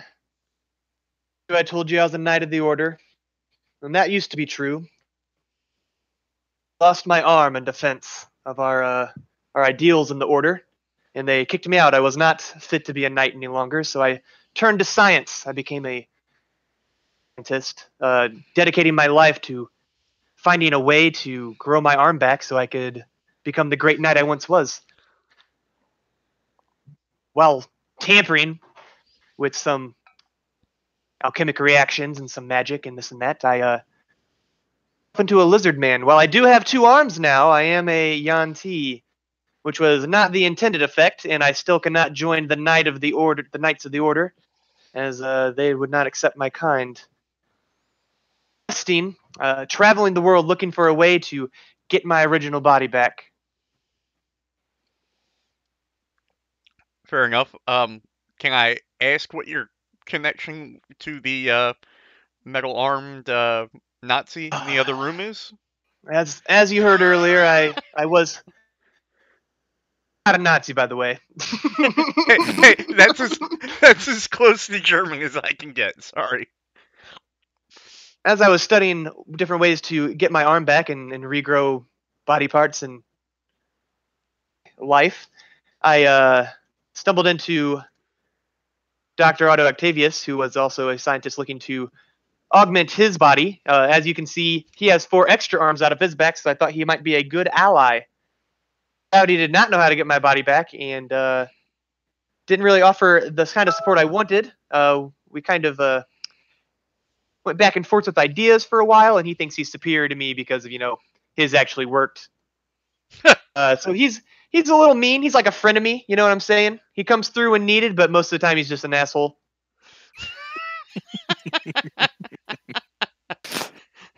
Okay. That's where we're at. Okay. Fair enough. So I would like to say I will do in the course of our endeavors. I will do all that I can to help you gentlemen on your own separate paths. So if something is needed, if you need help researching or you need I am not to boast, but I do have somewhat of a decent intellect. Maybe we can figure something out. Do you think this crazy ass gnome can actually bring your human form back? I have no idea. He's my best bet at this point, though. Every other avenue I've taken so far has not led anywhere, so this is where I'm headed. All right. All right. So, look, this is great. You know, I'm glad to know you even more than I already have. Will says, bringing this conversation back around to the book.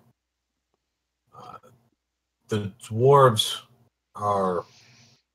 This knowledge is it's powerful, and it's knowledge that had been lost to time until now. Even the dwarves here don't have it, and I'm sure they would love it if they had it. It's a relic of their, great descendant, Durgan in the Black. Well, I would just like to throw in there. Yeah. You know, Killy, would I know that Duragar are generally like an evilish race? Yeah, I was going to ask the same. They're, from what you know about the Duragar, they're not evil per se, but they're very untrusting. You can make a history check to see what history you know about the Duragar, if you want. I would like to. I mean, other than just the basics, I would like to just fire that off. Hold on. Sure. History. Pow. Yeah, Will definitely wants to as well. Okay. There's a reason why. But. Right. So the Durgars were, from what you know, from what little about it there was, modern society, Durgar tend to be very tyrannical and very self-superior. They see themselves and keep to themselves. They are very untrusting of other people. A large part of the reason for that is the Durgar were originally regular mountain dwarves that were kept in captivity for generations by illithids, which are basically mind creatures of the Underdark. They're not evil per se. They tend to act evil, but they're in general just very, very distrusting of other people. Well, okay. With that knowledge in hand, because I'm assuming we're both close enough on that knowledge front, I would like to propose something to Will. I would like to say, listen, if you think that the book, other than what you've already made notes of for yourself, right? If you think that book will curry favor enough that maybe it will be able to unlock or gain favor with said dwarves, I would not be opposed to giving them the book and maintaining the notes that you've kept for yourself. They've already shown that they're willing to work with us. They've already healed us, or healed me and Kurt after we were shocked, or whatever you would want to say, by the ghost. So I don't think that they would look a gift horse in the mouth. But my concern, Kurt, is how do we do this without showing, any smithing techniques to your frenemy, for lack of a better word. If it'll help him help me, I think we should show him everything we have, but I wasn't about to, go behind your back, and plus I couldn't read it, so I didn't really know what to tell him. Yeah, like the flesh, I didn't read it. Well, there's a bigger problem with that. Okay. I had thought about giving this to them, but the Durgar are selfish creatures, and while yes, it would certainly be the best way to cover favor with them, and perhaps gain their trust. I question how they would use the knowledge.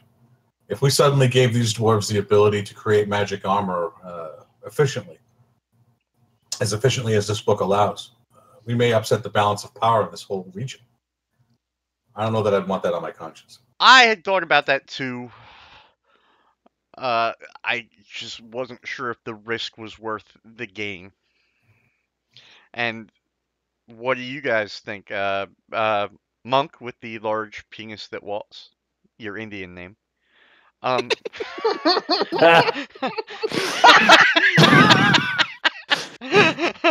He who is well endowed. Wow. I am large with dick. The penis who walks.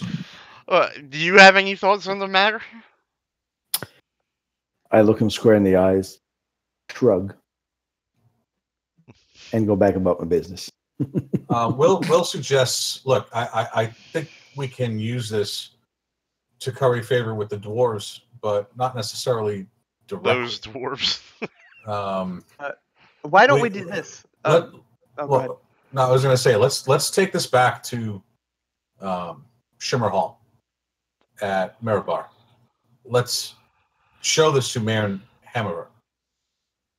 If there are to be relations established between these dwarves in the outside world, it would be with them, not with us. We could turn the book into the Lord's Alliance at Shimmer Hall and let them use it as leverage in negotiations with these Duergar. I'm sure they would want to establish contact with them on some level anyway.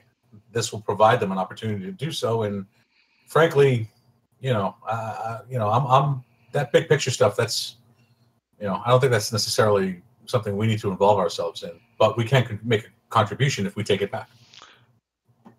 I'm for that. I think there's an easier way to get this off of Kurt's conscience.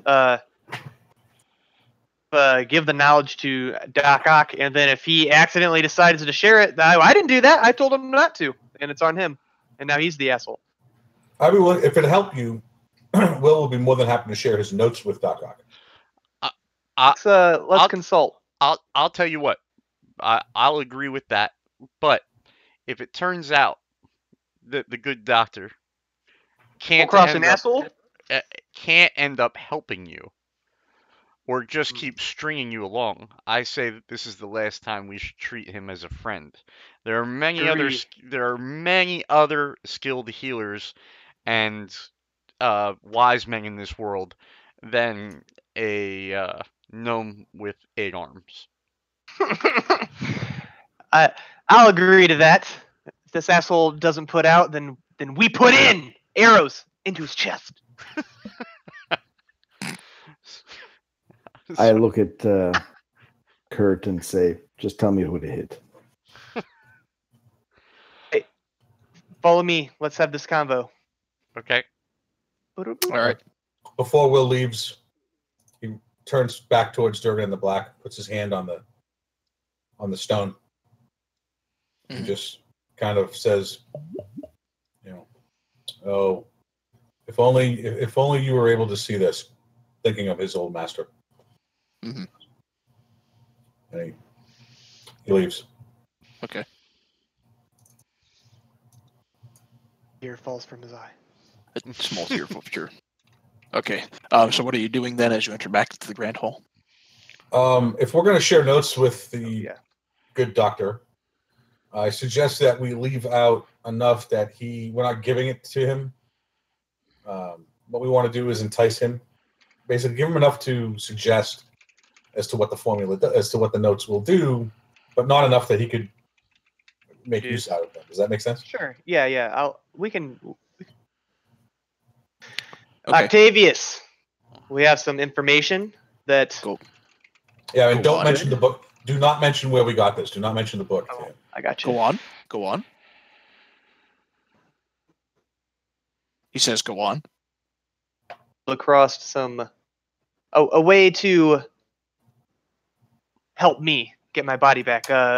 My bard friend here has some notes Is that so? compiled. What kind of notes? What have you found? May I see them quickly? Yeah, he'll show them Okay. Let's see. He will grab What them they do. greedily from your hand and begin to pour over them. And as he does, he looks through. Interesting. Where did you find this? He's been studying it for years as he's been writing epics and studying D to the B. Yeah, I never realized the potential importance of this until something I saw while we were adventuring north of here, through the door north of here. Oh, Kind of we'll made me make- put two and two together. We'll make. Go ahead. Go ahead. I was No, going no. to say we'll make a deception check with advantage. Excuse me.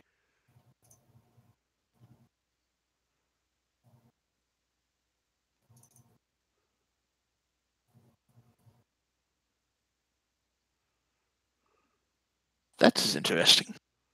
Huh. That wonders you hear within the world. Kent, were you going to say something? Oh, yeah, I was just curious. Are we? What is it? Who's crumpling shit? Is It that? sounds like somebody eating from chips? chips. Yeah. I was going to say. Oh, that was how many? probably me. I have a bag of Twizzlers here. Sorry. I was going to say, Oh, how many nice. bags of Twizzlers have you gone through? It's like. No, it's one of those big resealable. Okay. pouches. Okay. No. I just kept wondering what the fuck that was. Okay. Sorry. As he I grabs have the a notes bag from of individually wrapped butterscotch candies. as you hand him the notes, he will wander down to the Duragar and will mention something to them. Hold on just a second, sir. Don't forget where you got those. I'll be back. Of course. No. He mentions you forward, and as he talks with them, he mentions that he has a hold of some notes that may interest your smithing techniques. The Duragar, one of them retreats back into the back room and fetches the this fellow who helped kind of cure the wisdom thing. He shows him the notes, and he will welcome you to enter the back if you wish, but to stay away from the forge. All of us? All of you. Bonus. Yep, let's go. Okay. I'll go. Okay, so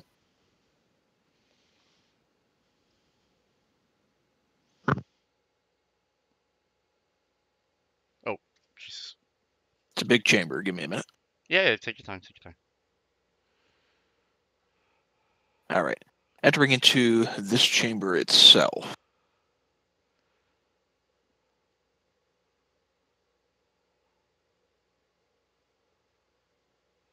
This looks like it must have been the smithy, and you can clearly see a couple of Duragar, including Snerevrin, who introduced himself to you earlier, are beginning to work around the forge. They are beginning to pour over the notes that you've gone over with them, and you see Doc Ock begin to kind of join them. He pulls out one of his spare metallic arms, and they begin to kind of study and look around at the notes. As they do, you are allowed to kind of peer around the chamber, but you were asked to kind of stay away from the forge in this area here. If you wish to continue off to the right, you are welcome to do so. The area contains several furnaces. However, this is the only one that's alight. The other three are dark.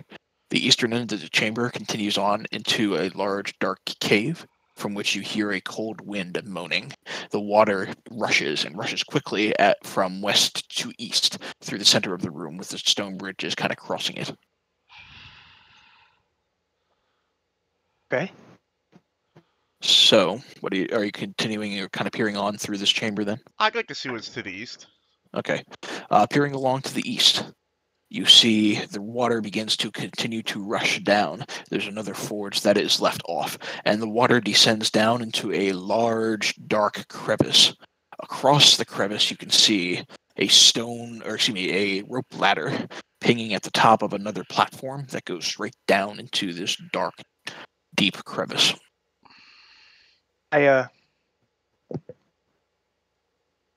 I'll wipe. Damn, that's deep. Do I see the ladder from here? That's what Yes. she said. Okay.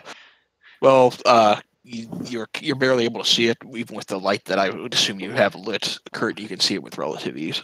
Kurt, I'm going to say to Kurt, I think I know how we can get to that ladder. Is there no way to get to the ladder from where we're standing? Is this wall right here? You would have. And we need to get to this platform to get to the ladder. Not unless you wanted to somehow try to cross the water and hold or do some sort of really, really clever, really, really risky trick to get Nope. around the edge of this 120-foot drop to that part of where the ladder is. No, but Secret door my snack found? I think I know a way to get to that ladder. Okay. I'm game for that, but before we venture forth, gathering your party before you venture forth, I would like to wait, where am I looking? That secret passageway had a branch. Mm-hmm. Let's check both of those rooms and see if it does come out here. I do some quick observation, mental map, and I go, maybe a room we're not supposed to go in, and that would fuck up my chances with the Durigar here. Well, I thought this was the forge right here. Wait, is this That's the forge? You were still asked Also not to can't go into go the room beyond behind- the throne. Oh, okay. My bad. All right. I hear you, buddy. And with that, I have to bio. I'll be right back. Okay. But that doesn't mean So we you can't guys get in the basically way out. circling back around to the secret passage then? Not approach Doc Ock, but I'll be like, ETA, do we have enough time to do a little more adventuring before you're ready for me? Yeah. Go ahead. They're beginning to work around on one of the metallic arms that he has provided. Awesome. Let's go up and around. Do you need us to drag our characters, or can we fast travel? How's that going? Fast travel. I'll just drag your characters up there. Hang tight.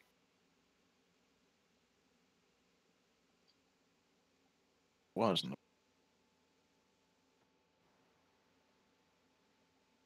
All right. So you're just kind of moving, looking at that south door. I take it. We know it's a secret door from the. Yeah. But yeah. So it's relatively obvious. Yeah, it's a secret door. You can push it aside easily, and that leads you to the platform with the rope ladder heading down. I guess I'll let the flying snake just sort of fly ahead into the hole to see if a foot down this ladder. Okay. I'll have It's it dark. perceive, I guess. I don't know. It's dark. You'd have to descend real deep in to get a good look at it. I'm back. Okay, he's got That's what she blind said. sight. I don't know if that counts for anything, but it's only 10 feet out. Okay, it's a 120-foot drop straight down. All right, snake comes back up. He doesn't know shit. Let's take the ladder, boys. Examine the ladder to see if it could hold us. I don't know how old this ladder is. Yeah, the ladder could hold you all. It's actually a chain, not as you get a closer look at it from here. All right, I'll start going down. Okay, so you're all descending down. Yes. Yeah, why All not? right. It's evil down here.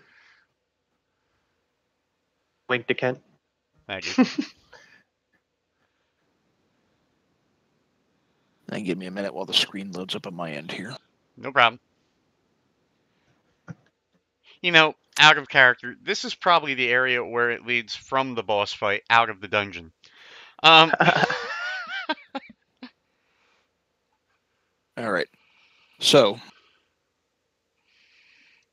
as you descend down, the waterfall from above empties out to your southwest there into a large pool that then flows to the north into a much larger, rapidly moving pool to both the east and the west. There is a stone bridge leading across the water itself as it flows. Is it fair to say that this is deeper water than the other caverns we've run into so far? It is. Or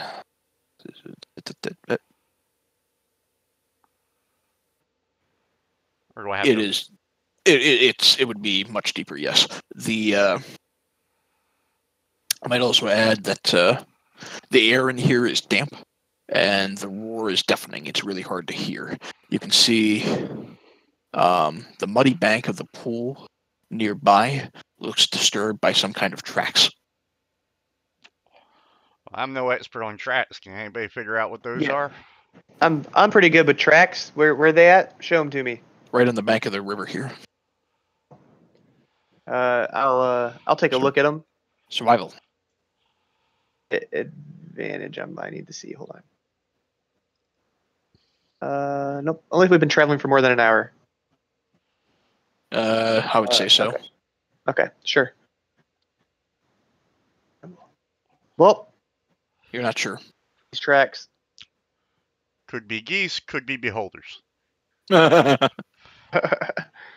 because beholders are gigantic floating eyes that leave tracks. Well, maybe they were feeling lazy that day. Fair enough. Somebody else can make a survival check if they wish. I don't think I have much in the way of survival. Survival. Okay, Will count to 14. So Will and Ken, looking at the tracks, they look like tracks. You're not 100% certain what they are, but it looks large. It looks reptilian. It has 4 feet, and it has a tail. Can I tell what direction it's coming from? Towards the north and into the water. When you say reptilian, do I get the... Exactly what I. Wait there. Reptilian, you say? Do I get the impression that I don't know that I would consider dragons a reptile necessarily? So You don't that's know. what I was worried about. I don't know. Yeah, Okay. All right. Okay. About reptiles, and that might be a dragon. How hard would it be to cross the water here, say? It wouldn't be hard to jump. It's relatively small. All right.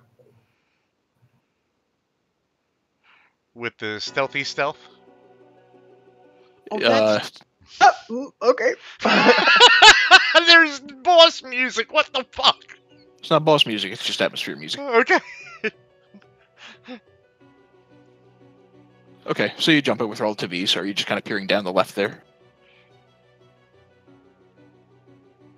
All right, just to increase expediency here, the river flows into an unstreamed cavern, and there's nothing over on the left here, really. Okay, so the little bridge it is, I guess.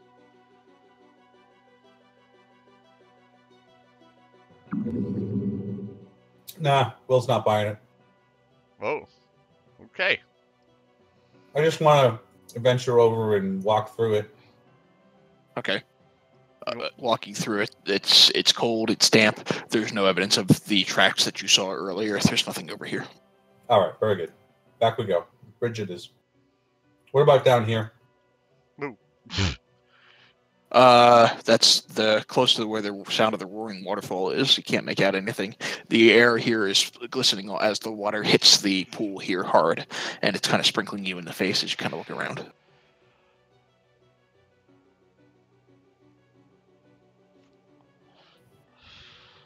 All right. Right here, after crossing the bridge. Okay.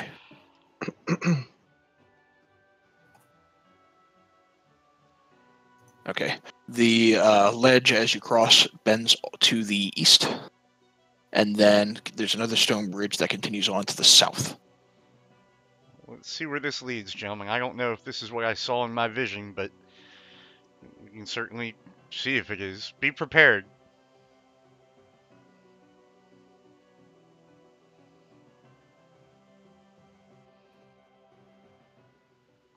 Here, I'll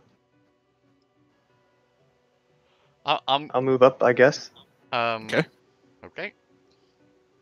The passage continues along to the south, across the bridge, and curves on to the east.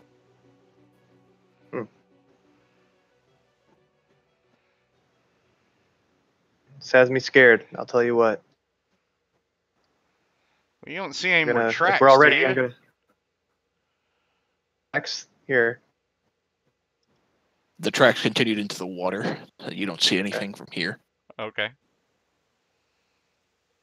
Just be a large alligator. Okay, I'll cross the bridge. Okay. As you cross, you cross the bridge. The path continues along to the east. Well, I'm following. Okay. All right. The path leads into another ledge that winds southeast, and across from you is a very large underground lake. If you could think of The Hobbit and Gollum's Lake in that's kind of the scene that we're setting here. And this looks like apparently it's the source of the underground river that streams through much of the rest of the keep itself. The cavern itself here is quite large. The lake's far shore in the distance over in this direction is lost in the shadow, and the echoes of water seem to indicate a very sizable cave. In the very, very distance, you can see a faint sparkle. Wait, so when we were upstairs, wasn't the water flowing down into the hole we went down? So this is the source, or this is the destination? This is the destination, excuse me. Fine, It flows. It's a destination of the water itself. Gotcha. Okay. Not that matters, I guess. Yeah. I'll Is this well lit in here or completely dark? Very, very dark. All right. As you approach, you can see there are 3 stepping stones. where the rest of my party is. Oh, there's some of them. Okay, all right. Tuck, what are you doing back there? Oh, okay. Okay. I'll tiptoe through the tulips. As you make your way to about that middle stone, you hear a slight rumble in the cave. And echoing from somewhere, you're not sure where, you hear a deep, dark voice utter,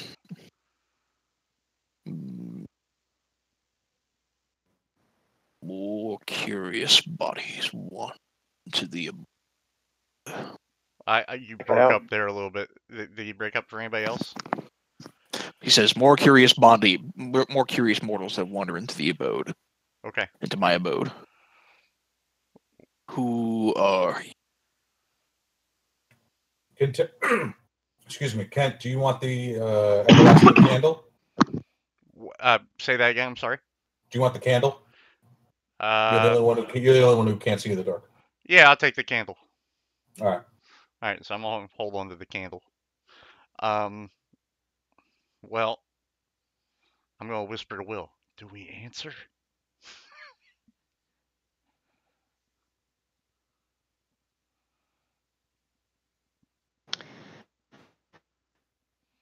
We are the Diamond Bears. We've come to explore these parts. Who are you, mysterious voice? The one that will end your curiosity. Roll initiative.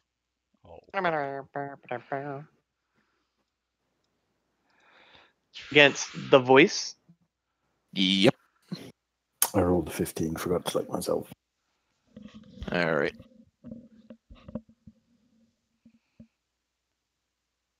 Don't you get advantage on initiative?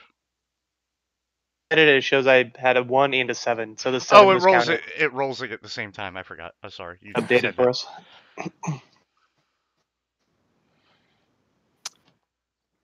Okay. Smart enough to make their code not make my 9 red.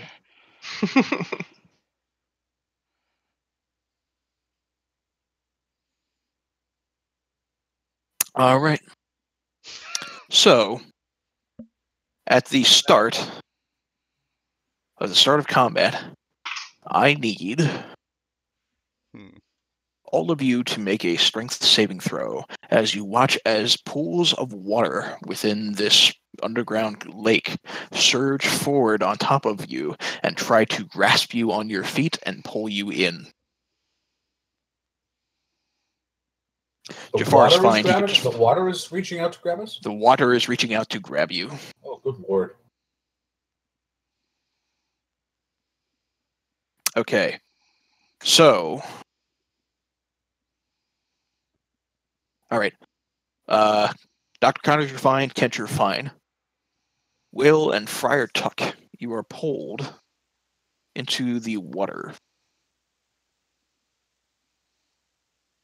And are about 10 feet in the water. And as you are pulled inside, you see a large serpentine figure in the middle of the water staring back at you. That's a fucking dragon.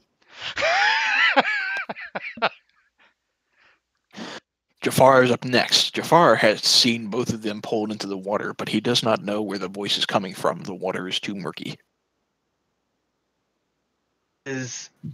Tries to fly above his friends, but he doesn't know what to do. That's it. You can make a perception check to see if you can find them. Oh, yeah, sure. Find the dragon or find these people floating? Find the dragon. Okay, yeah, sure. There we go. Yeah, he manages to see this large, scaly creature down in the water, looking fiercely at the two who just got pulled in. He comes back and tells me. I'll relay the message on my turn, whenever that is. Okay. All right, so Kurt, as he relays the message, you know where this dragon is in the water. Water? Like, I can, like, if I were to, can I place Hunter's Mark on him, basically is what I'm asking. Sure. We'll allow Mark on him so he can, We'll say for sake of ease, you shout this information out to Kent as a free action as well, so Kent, you know where he is now, too. Okay, and... as a free action, awesome. Okay. For placing Hunter's Mark, I'm going to try to grab the rope out of my bag and toss it towards my friends, just in case they're unable to swim to shore. I want to make sure I can try to pull them in on my next turn, so I'll toss it towards them and see if they want to grab it or not. Okay, go ahead and make a dexterity check. Just straight dexterity? Just straight up dex. There you go. Good enough. It manages to land relatively close to Will and Tuck. That they could swim. They may have to swim about 5 feet. That they could swim over and grab it if they so wish. Okay, cool. All right, Tuck, you're up next. I might add for your benefit for underwater combat, in case some of you don't know. Anytime you make a melee weapon attack in underwater, a creature that does not have a swimming speed, either natural or granted by magic, has disadvantage on the attack unless that weapon is a dagger, a javelin, a short sword, a spear, or a trident. A ranged weapon attack will automatically miss if it's beyond its normal range, and even against a target within the normal range, it has disadvantage unless the weapon is a crossbow, a net, or a weapon that is thrown like a javelin, including a spear, trident, or dart. Understood. Am I missing something on the turn order here? Yeah, so You're on there twice. Friar on it. We don't see I'm Friar up Tuck there, on the turn order. 15. Rotating it as we go on my screen. It should be good now. I saw Kent was on there twice under 14. I see the dragon on there twice. That's Yeah. because he has lair Maybe actions. Okay, never mind. Okay, so Tuck the only on that person I don't see is Tuck. Tucker is at the top right now with 15 on my screen. Okay. I don't see myself, but still, yeah. Okay, so I'm gonna try and grab the rope and pull myself to shore. Okay. As you grab the rope, you can use it to pull yourself to shore while Kurt's holding on to it. I just need Kurt to make a strength check as you do that.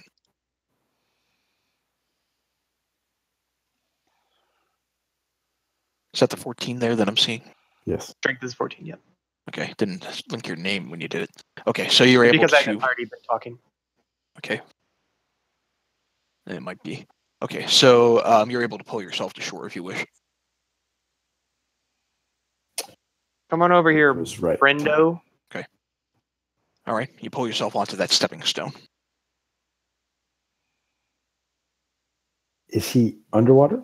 He's underwater by about 20 feet. Okay. Then what can I do? Was that my action to pull myself out or bonus? It would count as your movement. My movement.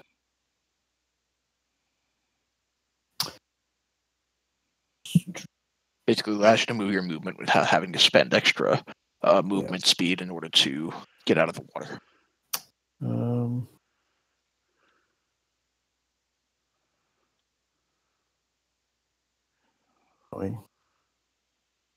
My staff, I'm assuming, doesn't count as a spear. No. You're not underwater, so you could chuck it at him and wouldn't have any sort of disadvantage. Yeah, okay. So I'm going to chuck my staff at him. Uh-huh.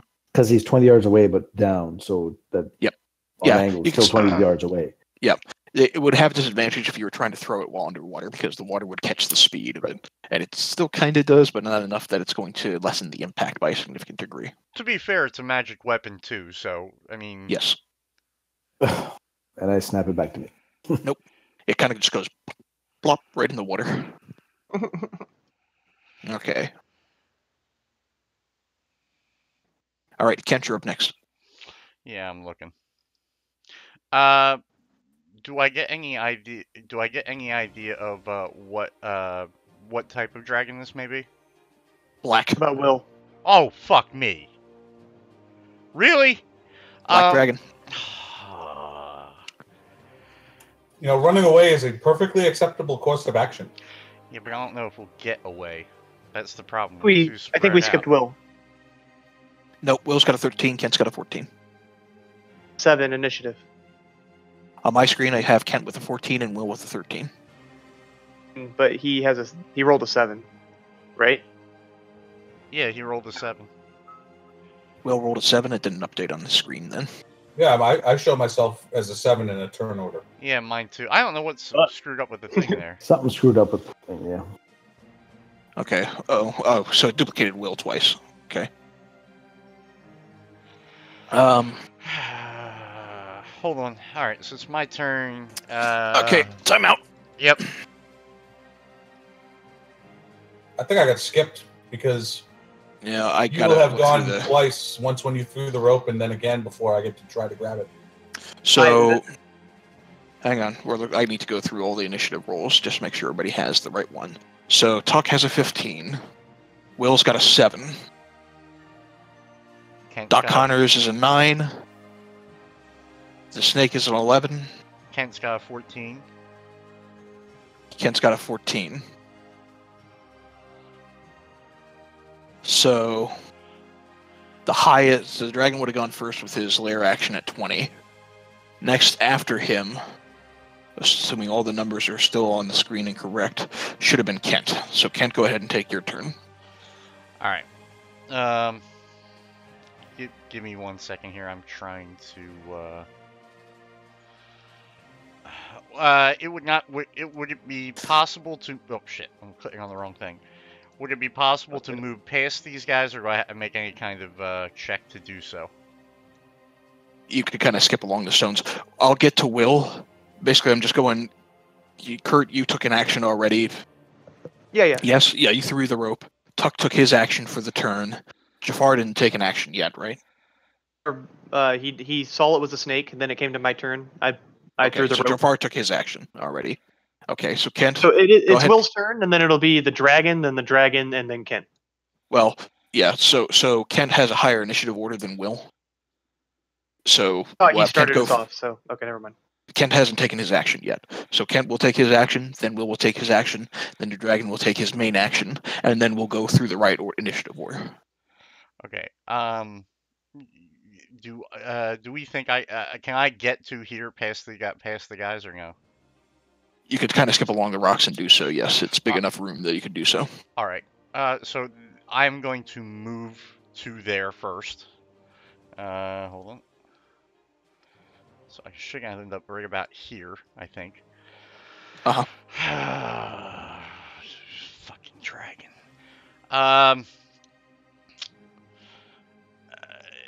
Not so much as a bonus action before I cast anything. Do I notice anything else about this room that could be advantageous from where I'm sitting right now? You can see the faint sparkle of treasure on an island to the right. Well, that's advantageous. Otherwise, you think you could duck into the cave to your left. But that's not going to be much use if the dragon decides to crawl up on land and corner you in there. Right. Alright. So I'm going to cast my first magic missile. And, alright. Hold on. Magic missile. Alright. So it does ping this dragon as it manages to find its way in. And you watch and you hear an underwater roar as it pings against this black dragon. Okay. And Killy, so I have a quick question real fast. So Misty Step sort of counts as a bonus action, right? Yes. Even though if it counts as a bonus action to move, if I see this dragon actually go to make a physical attack toward me or a breath attack, can I bamf out of the way? Yeah, I don't believe you can ready a bonus action. Okay, so it's got to be on your turn. It's good. There are reactionary ones that you can get that allow you to do that, so that's not one of them. Okay, just wanted to ask. Had to figure. All right. Okay. All right. So now, Will, it would be your turn. You have a rope in the water that Kurt's kind of holding onto. He's allowing you to pull Yeah, yourself I'm back to gonna shore. obviously try to grab the rope and get to shore. Okay. Dexterity check, I guess. Kurt would make a strength check. Oh, all right. All right, you're able to hold on to the rope easily. Will, you can pull yourself to shore without sacrificing too much movement speed. It would cost you about 15 feet to get to this left rock that has enough room for you. Okay. And then, how much would it take to get to here, to here?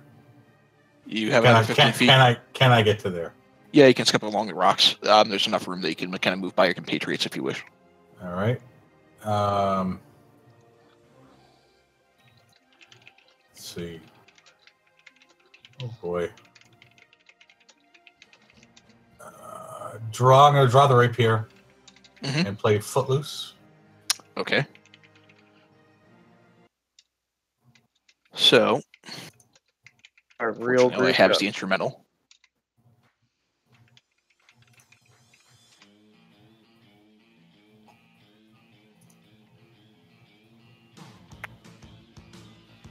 All right, so as you play Footloose, you have advantage on all dex saves until combat ends.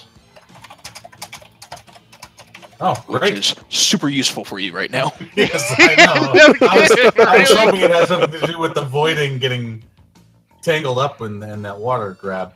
I was hoping you were going to try the sympathy for the devil. Devil went down to Georgia? Or devil went down to Georgia. Yeah. Not this trip. All right.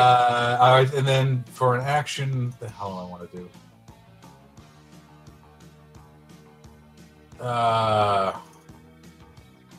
The hell with you, dragon. You're all wet. I say maybe you don't want to taunt the All right. dragon. Fails to save. Well, now he has disadvantage if he tries to pull that trick again. You hear the dragon kind of reel in pain, and he just kind of, you'll pay for that one, mortal.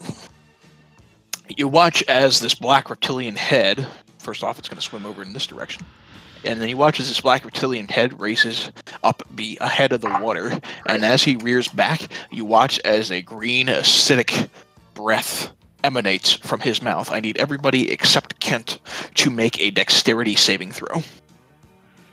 With advantage! Will, you make yours with advantage.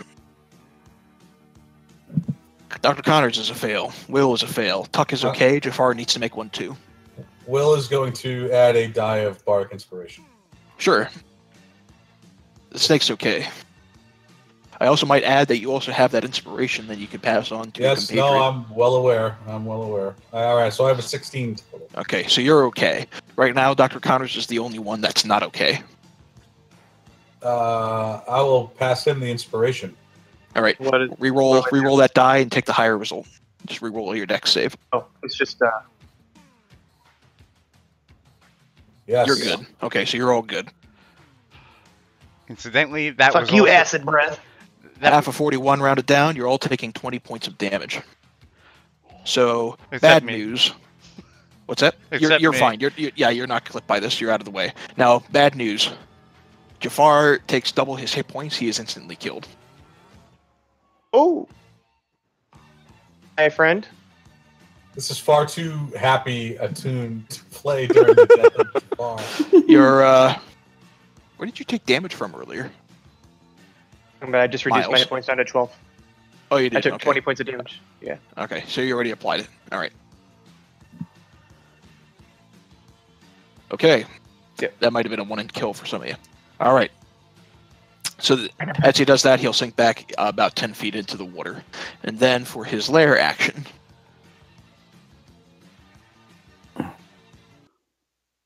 First off, we'll switch back to the boss music. All right.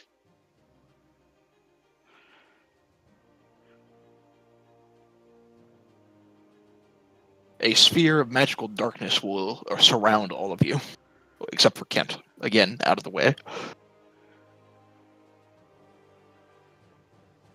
Cool. This is 20 feet.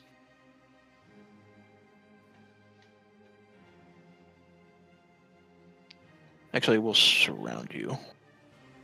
So, 15, 20. Okay. So a sphere of darkness kind of illuminates this area, and you're all practically blinded. But you have a general idea of where to go. Kurt, you're up next. So it's sticking out of the water, right? He sunk about 10 feet back into the water.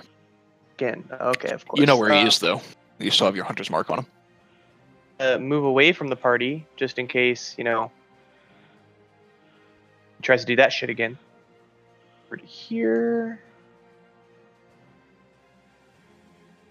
I'll try to hit him with my bow. Is that disadvantage then? No. You're not in underwater, so you don't have disadvantage on the roll. Nice. Okay. Alright, that'll connect. Cool. Alright. You've managed to find a weak point within the dragon's scales. It roars and hisses in pain. Tuck, you're up next. That'll learn him. You're in this magical darkness.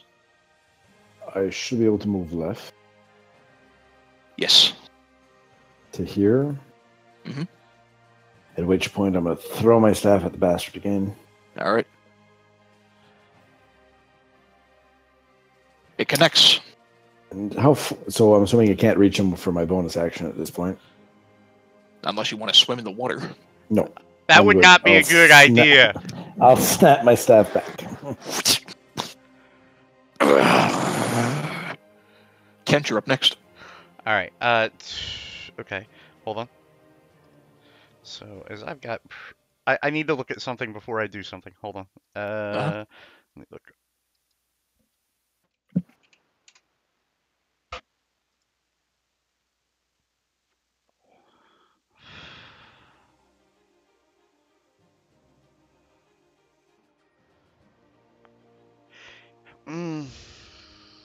Okay. So I have that scroll of web, Mm-hmm. but I'm unsure how that works. Can I cast it? Usually you would cast it, you would anchor it on the floor, or you would anchor it on something that it would wake up. But can I cast it to try to envelope the dragon? I'll allow it. Okay. That thing lives in water. Right, I know, but if it can You can- if it can restrain its movement somewhat, it would Fair. count as being entangled. Now, Yep. let's It would also not be able to get out and throw some acid at us. right. So That what? too. So what I'm going to do is, oh, you know what? I didn't see what the range was. Hold on, range on that is 60 feet. So can I? Right now, you're kind of in darkness Yeah, there. just a I little bit. know, I know. I'm trying to figure out. Okay, so if I step out to here, step out to here. That's 5 feet. There is a globe there, but I have a general idea.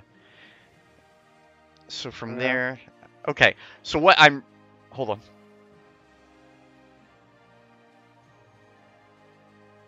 Okay, all right. So here's what I'm going to do. Mhm. I am going to move to my maximum move that way. Okay, there's a little bit of cavern there, so you'd have to kind of swim around in the water to get to that point. Your best bet is to be right about there. All right. Well, then I will go to as maximum as I can go on the little ledge right there. Yep. Okay. Okay. I'm praying to God. I actually cast the web off of this scroll. Okay. And I have to roll. What is it? My intelligence. Yes, intelligence. All right. The hold DC is going to be 10 plus the level of the spell, which is 2, so you have to beat a 12. on. All right. Come on, you motherfucker.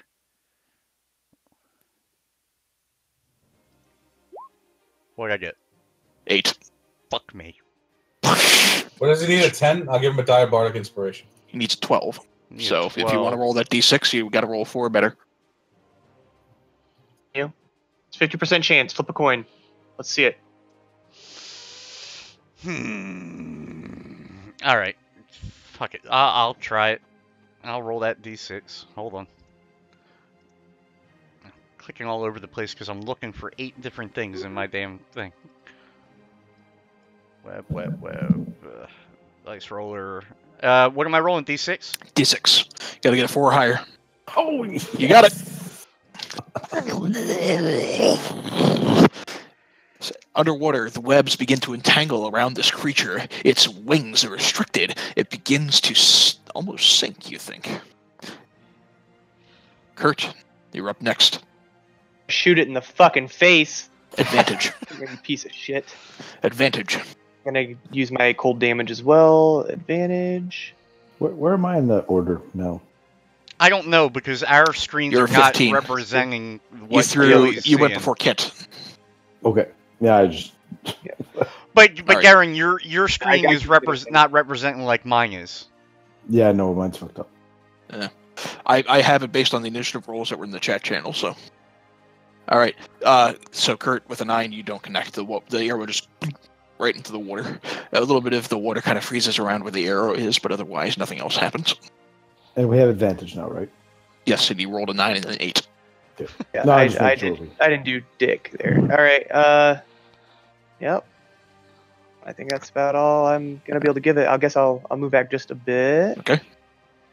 I might remind you that you, Tuck, and Will are all badly injured after that hit. Will, you're up next. I'm reminded. What's this blue circle again? That's the acid? Darkness. Darkness. Darkness. Acid's Darkness. gone. It's a breath He hit you attack. with his acid breath. Oh boy. We'll move out of the darkness All right. to there. And since he can't see, well, I don't know if he can see through the darkness or not, but Not really. No. so I should have cover from his line of sight. I will cast Cure Wounds upon myself. Okay. Yep. Alrighty. 6 hit points back to you, sir. Oh, sorry, that's 17. Okay. Yep, I already added And it. I'll stage whisper over to Kent. You two come here. I might also add, Kent, as you wander down that direction, you can see an island in the midst of this lake. On top of it are piles upon piles of all sorts of shiny gold and gems and everything else. It's the dragon's hoard. I figured that's what it was, but there was also something else I was considering. Okay. Probably the dragon in the middle of the lake is trying to defend it. All right. So, the dragon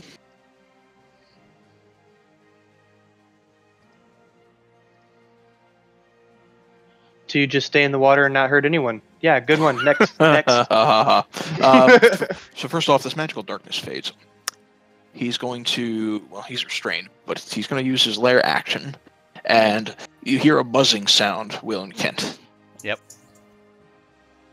As a swarm of insects begins to fill that area of the chamber. I need you both to make a Constitution saving throw. I can't burn the shit out of the insects.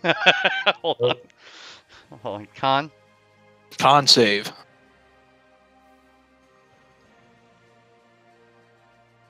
All right. So,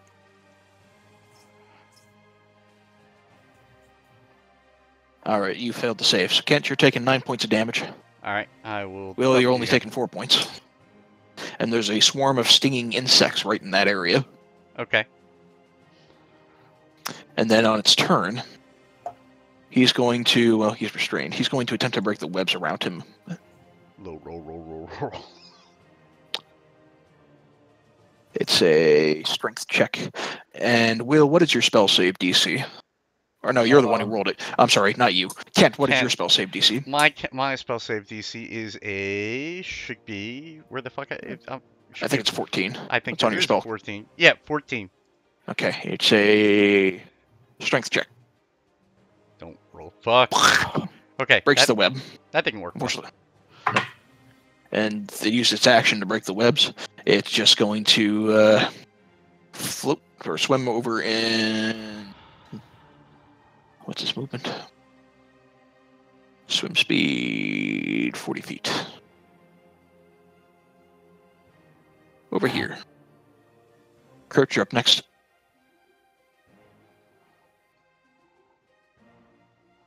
Let me right. I could still shoot him. Yep. Advantage because he's swimming. Yeah, no advantage anymore. He's broken the restraint. I didn't mean to. I mean, it doesn't. I used it. You didn't roll with advantage. You're okay. So the 10 does not connect. Are you making any additional movement? I don't know what the fuck to do.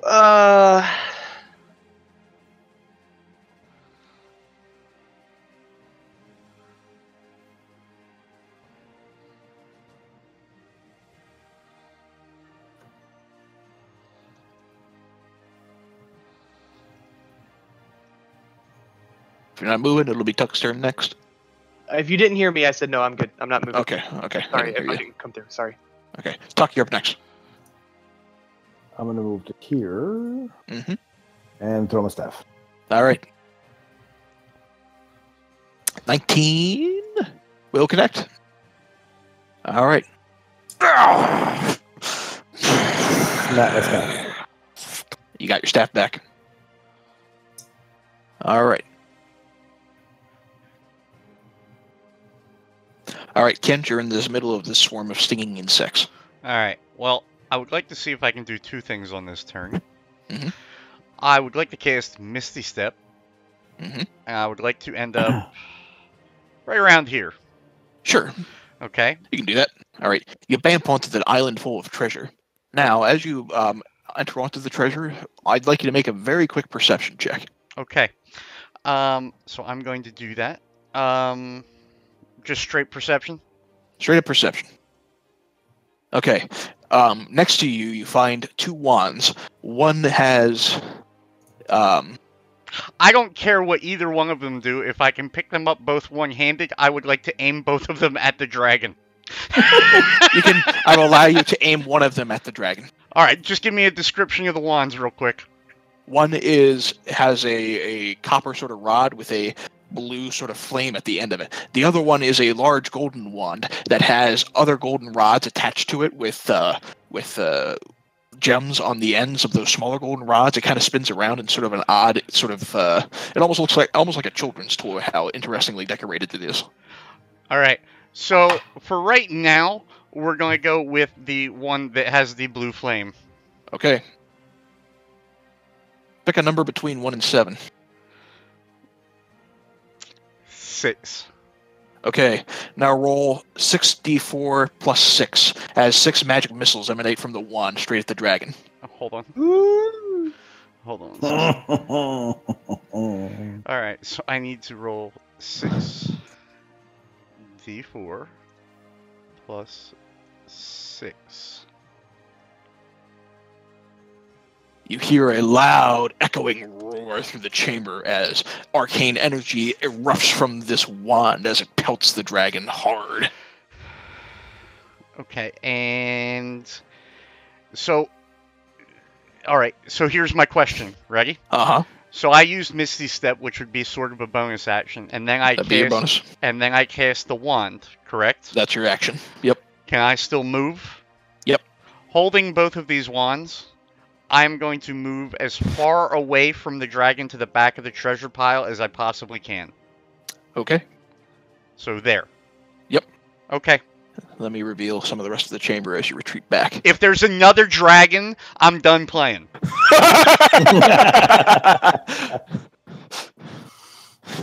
You watch as an ancient blue... No, I'm kidding. All right. Kurt, you're up next. I cast Cure Wounds on myself and hope Alright. that it goes well. 3 points. And, Movement? yeah, I'll move down a little bit. I'll move down to, like, here. Okay. Will, you're in kind of the midst of this stinging cloud of insects.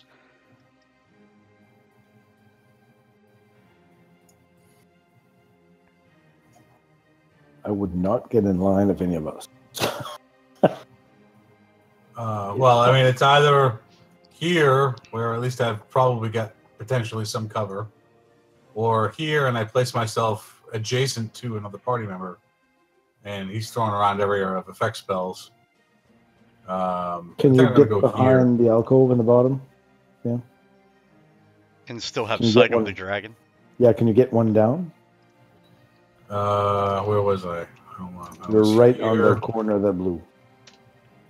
Yeah, I could get there. Then hide there. At least you'll only hit me. And then I'm going to. Jeez. I can still hear you. I'm gonna have to wait to do so. Can you hear me? Okay. He can hear you. So if you want to use something that he has to hear you for, like vicious mockery or something, or fairy fire, or shagger, or whatever the fuck you got in your ballpark. I know. The problem is his saves are so high. But let me see. I'm looking at my spells now. I'm going to go with. What do I think? Well, they're both wisdom. I'm gonna go with this one. I'm gonna give that a shot, and I'll do some slapstick tripping and Dick Van Dyke physical comedy, tripping over myself as I find cover. Mm-hmm. Wisdom saving throw. Ugh. Not amused. All right. What's the dragon? What's the dragon have on it right now? Just so I know. Right now, it's affected by the hunter's mark, and it's still affected by the initial vicious mockery because he hasn't attacked with any of you yet with it. Okay. However, he's going to swim straight up in the air and fly over this pile of gold right on top of you. Seeing that you have the wands in both hands from his treasure hoard, he is going to first bite and then attempt to claw you. The bite will have disadvantage. 11's not going to beat your AC. Thank you, God. He loses that disadvantage, and he's going to swing at you twice with his claws. I'm dead. 15 for 15 points of damage. It does hit. 11 does not beat your AC. Hit. Correct. You are barely alive. Had you been acided, damn. Yeah, I would have been dead in one shot. He's going to maintain concentration on that sting of insects right there. Kurt, you're up next. Shoot him. Here goes nothing. 18 connects. Go ahead and roll your hunter's mark damage. Yeah, sorry. It's a 9. All right. Stay here. He roars, and the echo kind of fills this chamber. And you watch Kent as some of the piles of gems and gold almost begin to drip in the river. But not quite. He's positioned them very, very carefully. Swim. Tuck. Or Kurt, unless you're making any additional movement, I'm sorry. Yeah. Oh, you already moved, I think. Okay. Tuck, you're up next. Can I get past these without taking damage, or am I going to take damage to go through them? You take damage if you end your turn in them. Okay. Can I move past whatever the hell this thing is here? You would have to jump in the water and swim, but you have, I think, a movement speed of 40 feet, 45 feet? 45 feet. So it would cost you an additional 5 feet to move through this square. So you could get to at max there. You mean where I am now? Right where you have that pointer. Okay. That's as far as you can get. Without dashing. Fast. Oh, man. You could get there, too. Yeah, I don't think it's close enough. So. No, still 25 feet. Let me give me a second. What you got to your bag of tricks there, pal? Dash. I want to dash as a bonus action. Key point, right? Yeah. All right. So that would give me double. That would give you 90 feet of movement. You could literally be right on top of the dragon if you wanted.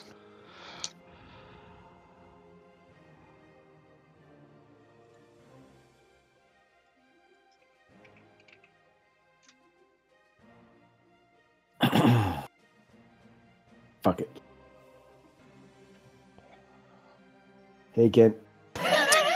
All right. Let's see that flurry of cock blows. Well, You're allowed to spend more. I can. It wasn't, turn. or was it a bonus action? Yeah. It was a bonus action. Yeah. It's a bonus action, so yeah, you'd have just a straight up attack then. You're right. All right, the 22 connects. He's One-handed looking, or two-handed doesn't matter. Doesn't matter. He's looking. Assume it's two-handed. He's looking very badly injured. Kent, you're up next. You still have these 2 wands in your hand. Yes, I know, and Hold I'm on. trying to figure something out real fast. Hold on. Use the one. I'm going to use the wand. Hold on, though. Wait. Yeah. Okay, so I'm unclear on something, and this is what I'm unclear on, and it's only because I'm looking at it. Does the activation of the wand count as an action? Because Yes. Okay, it does. Okay, Hang on. go ahead. Can I say something? Yes, Can I use a wand? probably No, not. you're not a spellcaster. I can't use a wand even though I'm not a spellcaster? You cannot. Like- No. I cannot. You have to have innate magic Never mind. ability, I think, to use wands. Yeah. Okay. I was going to say throw me a wand. Bonus action, throw me a wand. Wait. You have to hear. You have to figure. You have to listen to how I'm going through this in my fucking head, right?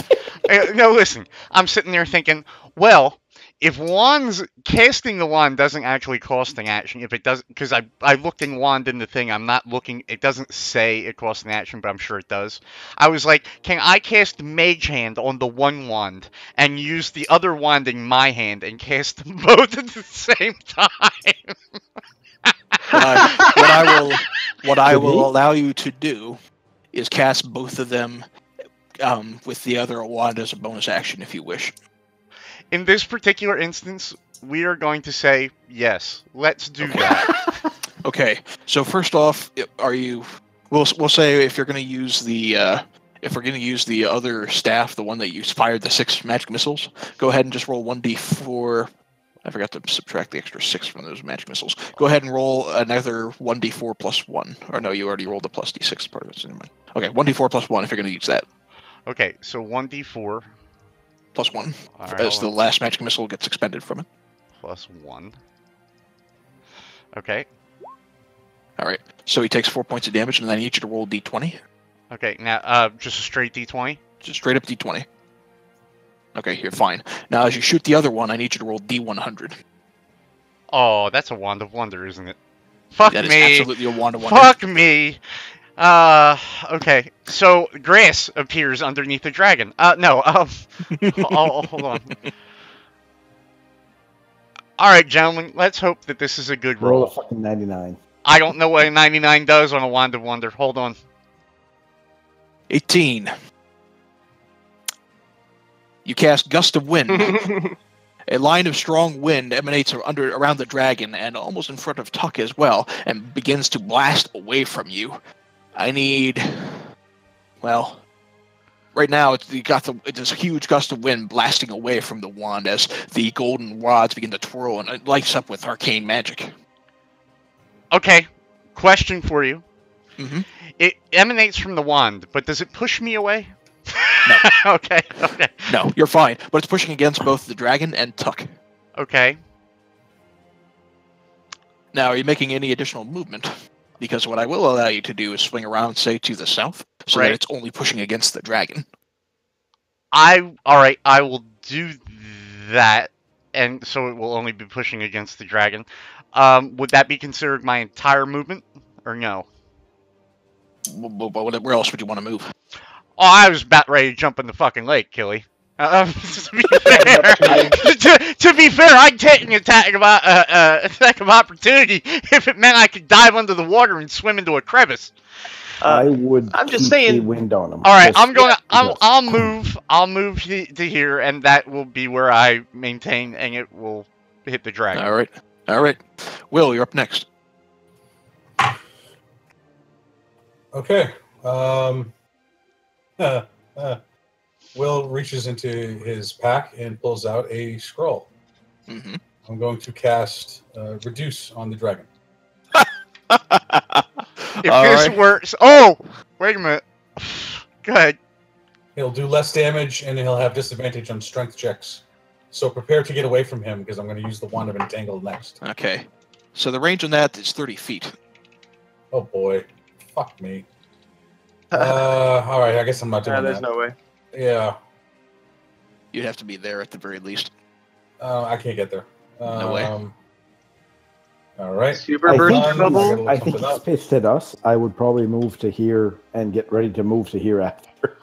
Yeah, the other thing is that the enlarged reduce, Kent would have to be the one to cast it. It has to be either a sorcerer or a wizard to cast it, even from the scroll. Okay. That's a change So. from 3rd and 2nd edition D&D. Yeah. Give me 1 minute real quick. It's a clever idea, though.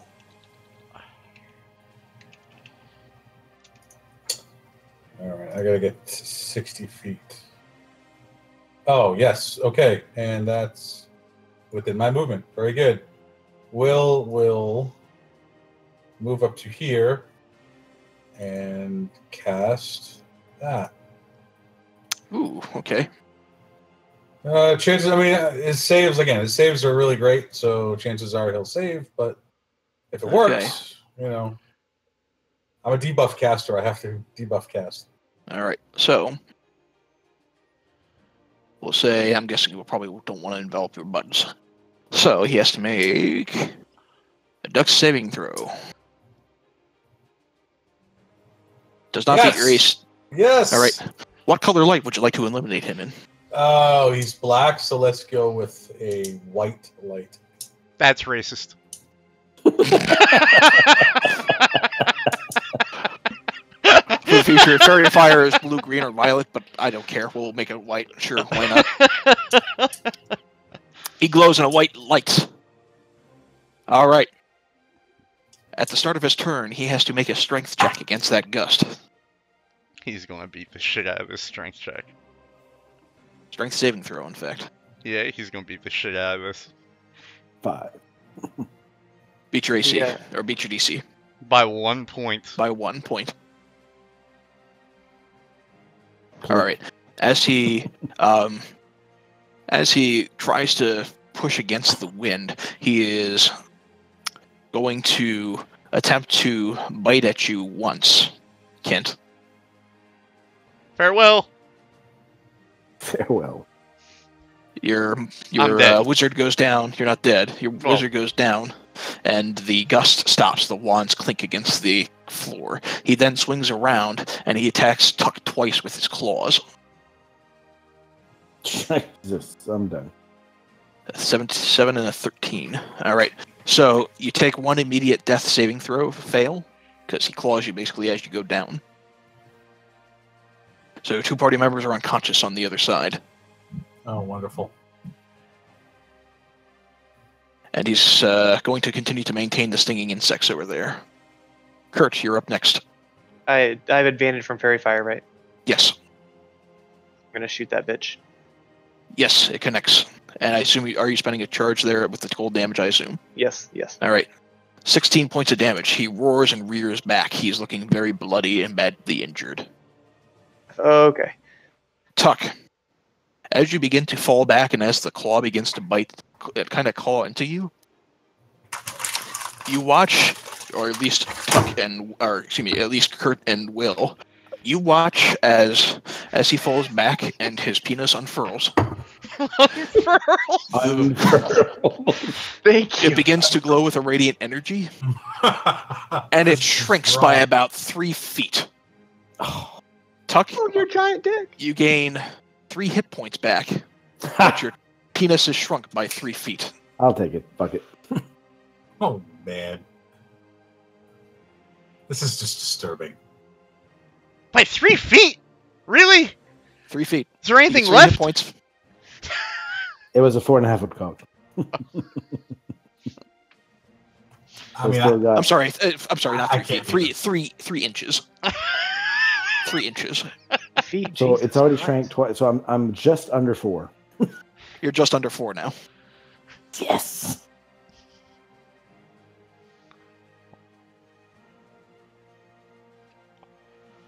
And you hear a voice in the back of your head just, Nice. Who's next? your turn.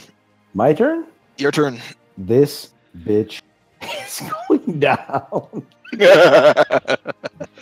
I'm going to take the key off now, for the record. All right. It flops in the wind. All right, every strike hits.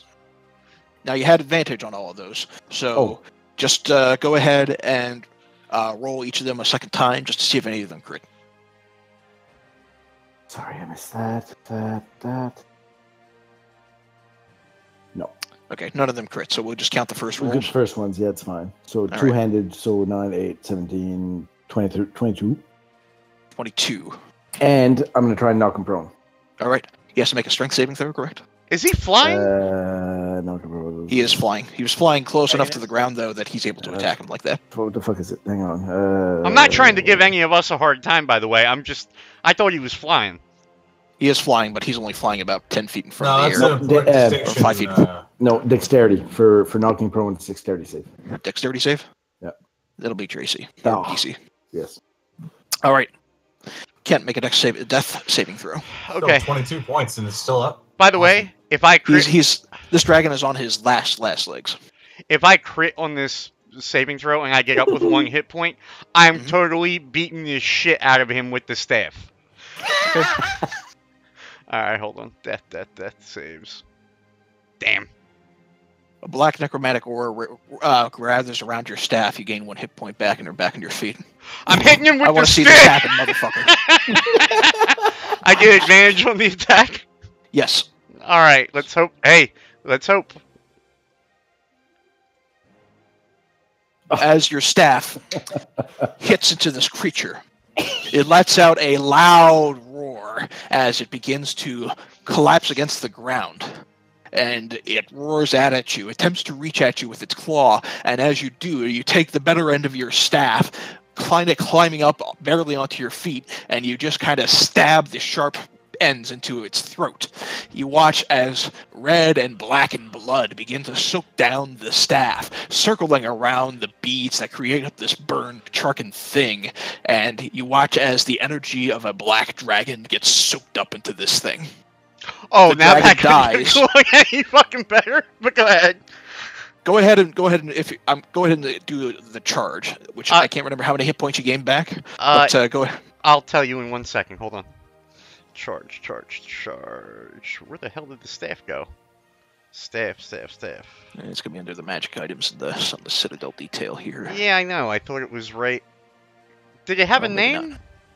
It's the Gulthias staff. Oh, there Here, we go. I see it. Okay. So make a wisdom saving throw. You gain 1d6. No, wait.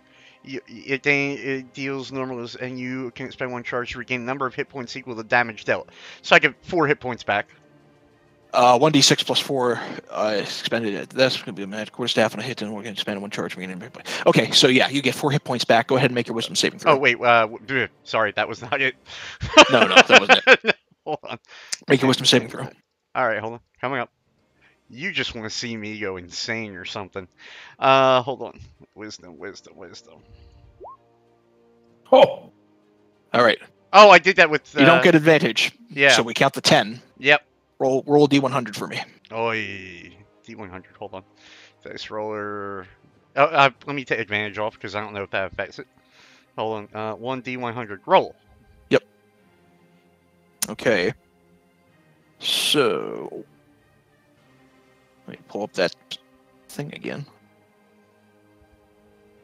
All right. As the staff begins to soak, you just kind of fall back on your back, and and you are paralyzed. Not just temporarily, but Not you're temporarily permanently. paralyzed. Okay. Not permanently. Okay. You're temporarily paralyzed for a few minutes, and for the sake of expediency, we'll let your friends kind of finish this off. We'll come out of combat here. We'll lose the paralysis, but as you're attuned to the staff, and as it soaks the blood of a dragon, Yeah. you gain an additional benefit. Okay. You no longer need to hit the staff with a melee attack in order to expend a charge. You can do so on a cantrip. All right. I will have to write that down to remember that. Okay. Hold on. You have slain the dragon, and are now standing atop piles of gold. I would like to say fuck yeah. And open that bag and just swallow the shit up. By the power of your penis. By the power of my penis. I'm holding it up in the air like a sword. It's a little more like a dagger now. Fuck. I want to, before we go grab anything here. Let's take I a short think we rest to should regain your search. hit points. We should search. Well, we should search, I think. Yeah. So, Will, are you casting Cure Wounds on yourself or on somebody? You're muted in Discord, I think. Sorry, that was I suggested that Kurt and I each cast Cure Wounds. Kurt on Tuck and myself on Kent, since they're gravely wounded. All right. So, Kent, you'll gain 5 hit points back. Tuck, you'll gain 6 hit points back. Yeah. All right. Are you So searching around this chamber then? Yeah, we all will. Okay. So, Kent, you already have these 2 wands, one of which has expended all of its charges for the time being. The other one, this golden rod that kind of swings around. You already identified both of them, kind of holding them. So, I'll just reveal both of these to you. So, the first wand is this. Wand of Magic Missiles. Mm-hmm. And This is this. Go ahead.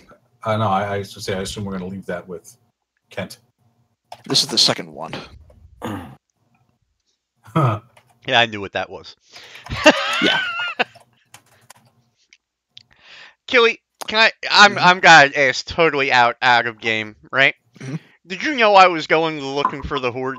I mean, did you assume that that's where I was heading? Like, I assumed. okay, I thought this might be fun. okay. The Wand All of right. Wonder is somewhat of a wild card. Yeah. Yep. Kent, I would say either keep both of them or take the magic missiles and give Will the Wand of Wonder, as we tend to hang back and use the stuff for support. Will, can I The Wonder make a, does all sorts of weird shit. I don't know if you want to hold on to that to use. Well, we may want to turn that in when we get to town. can I make a suggestion real fast? I would like Yeah. to give you can use a wand because you're a bard. Yes. I would rather give you the wand of magic missiles. Can I because use that? I think he should be able to, but I can't be sure now. It's a wand. He should be able to. The wand anybody can use. The scrolls you have to be able to cast. The scrolls you have to be able to cast the spell in order to use those. A wand anybody can use so long as they're a spellcaster. Well, as the slayer of the mighty dragon, your will be done. I'll take the magic missiles and you get the Wand of Wonder. I'll hold on to assuming the every- wand of wonder. You never know when Yes. it could come in handy. Assuming everyone's cool with that. It's Sure. up to you guys. That magic missiles came in really handy. Well, let's put it this way. We have a decent DM who wanted to see exactly how the fuck we got out of that situation. Because casting them both one-handed, I can understand why you wouldn't allow that. Let me put it that way. Mm-hmm. I allowed it because the Wand of Wonder was such a wild card and it could be either extremely good or extremely bad. And you also only had one charge left in this other wand, so that the effect it would have would be minimal at best. Right. Okay. All right. So, can the bag of holding hold that much gold? And number 2, do I get the do I get the impression that was the evil that I was seeking at the bottom of the what do you call it? Absolutely not, no. Oh, son of a bitch! I fucking had an idea about it, but I wasn't sure. Okay. This is not at all like the vision you've seen. You didn't see a dragon in your visions. I saw a big hulking creature. I saw a big hulking creature that looked like a gigantic floating skull. Oh yeah. Well, to be fair, when I was unconscious, I saw only skulls. So while we're here, I want to search the piles for other trinkets that is not Okay. what they are. Yeah, let's Not a all pile of search. gold, not a pile of copper, not a pile of silver. Excuse me. Anything Okay. else in there? Okay, searching around the different piles of loot here, there's a considerable number of wealth here. There is at least a total of 6,200 silver, 1,430 gold pieces, 2 garnets worth 20 gold apiece, a black pearl worth 50 gold apiece. There is within the piles a shield that has Durgadin's smith mark on it and has a silver inlay around the edge of it. You also find a potion of healing and a potion that you haven't seen before. It has a clear liquid that floats at the top of the container and has cloudy white impurities drifting inside of it. Let me see that. I'll let you know what that is. Make an alchemist supply check. Okay. I'm allowed should to be on identify your one with my feet. I don't think I have to make a check for it. I mean, I can if that's how you want to do it. Yeah, just make a check with the alchemist supplies. Okay. It's a potion of flying. Okay, cool. That would have been handy a while ago.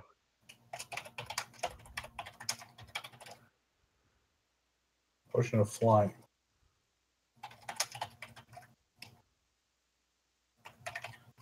Since you've got that nifty skill, we have that crystal flask with the orange liquid that we think is a resistance potion. If you want to try that one out. Let me take a look. Resistance potion. You know everything you need to know about it. You know it's a resistance potion. You still don't know what kind of resistance potion it is. Okay. Anyone use a shield? I think Tuck can. He could, but he Can, would but lose I the usually unarmored don't. defense. Well, it depends. Or they lose the movement speed bonus. Yeah. Could be useful sometimes, but Like when the Not dragon tried usually. to claw the shit out of you? not necessarily. It depends how my armor class goes down and then up again. Depends if the up is better than the down. Well, wouldn't you... Because he's a monk, for not wearing armor, he gets a big bonus to his AC. Yeah. So if he puts on the shield, he loses that bonus. Like, I guess it all depends on the shield then, doesn't it? Right. Alternatively, you could try to sell the shield to a collector. Yeah. Good call. What's Crowell's class? Crow's going to be a druid. You can't wear a steel shield. No. It has to be wooden. Should we identify the shield? If I look at it, do I get the idea that it is a magical shield? Arcana Yeah, check. You can make an Arcana check, sure. Hold on.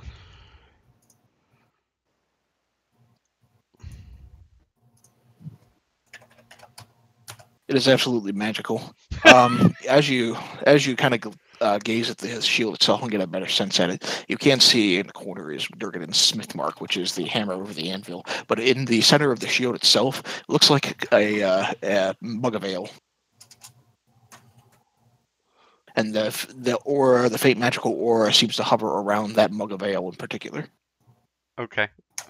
So I would like to earmark this for maybe after we rest, or which I'm assuming we're resting. Beat the fuck up. There's a great evil down here. I know, but this great evil almost killed me. Yeah, I think a long rest is called for at this point. You know, I was going to say, you know, is it really a greater evil? Because now I'm not so sure I want to face it. Okay.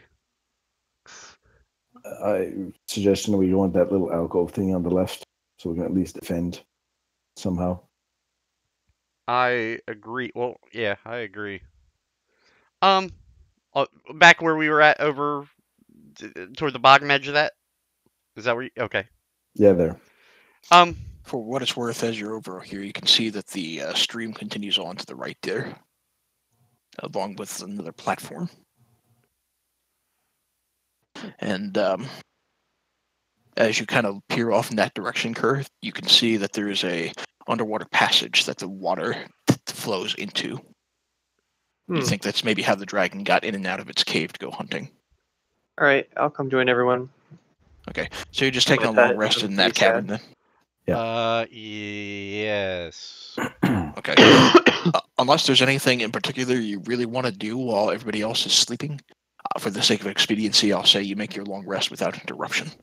Nobody's really ready to infiltrate a dragon's horde, regardless of whether or not they think the dragon is dead. I don't imagine it I'll let has... you guys take all the watches in What's the that? corner over here, but no one come disturb me. Okay. My snake died. Dude, you shouldn't do that. You'll go blind.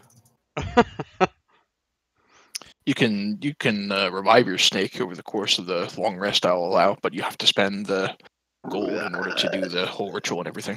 I'm waiting to see if we Can I make a suggestion? experience from this to make me get a different animal. So we'll see how it goes. Not from fighting what you have so far. You're not quite there yet. I would recommend let it that be you done for a revive. I would recommend that you revive your snake. Bring your snake. Get rid I'll of it when revive you my snake. can get rid of it later. Me minus 25. How much gold? 40. Okay, 25 gold. it's not bad. Oh Jesus! I'll give you 25 gold. Yeah, we're good. We'll take it off what you owe me. So you owe me 125. Ha ha ha! You only get one. Oh shit. Oh, god damn it. All right. All right. So we take a long rest. All right. Let me just readjust.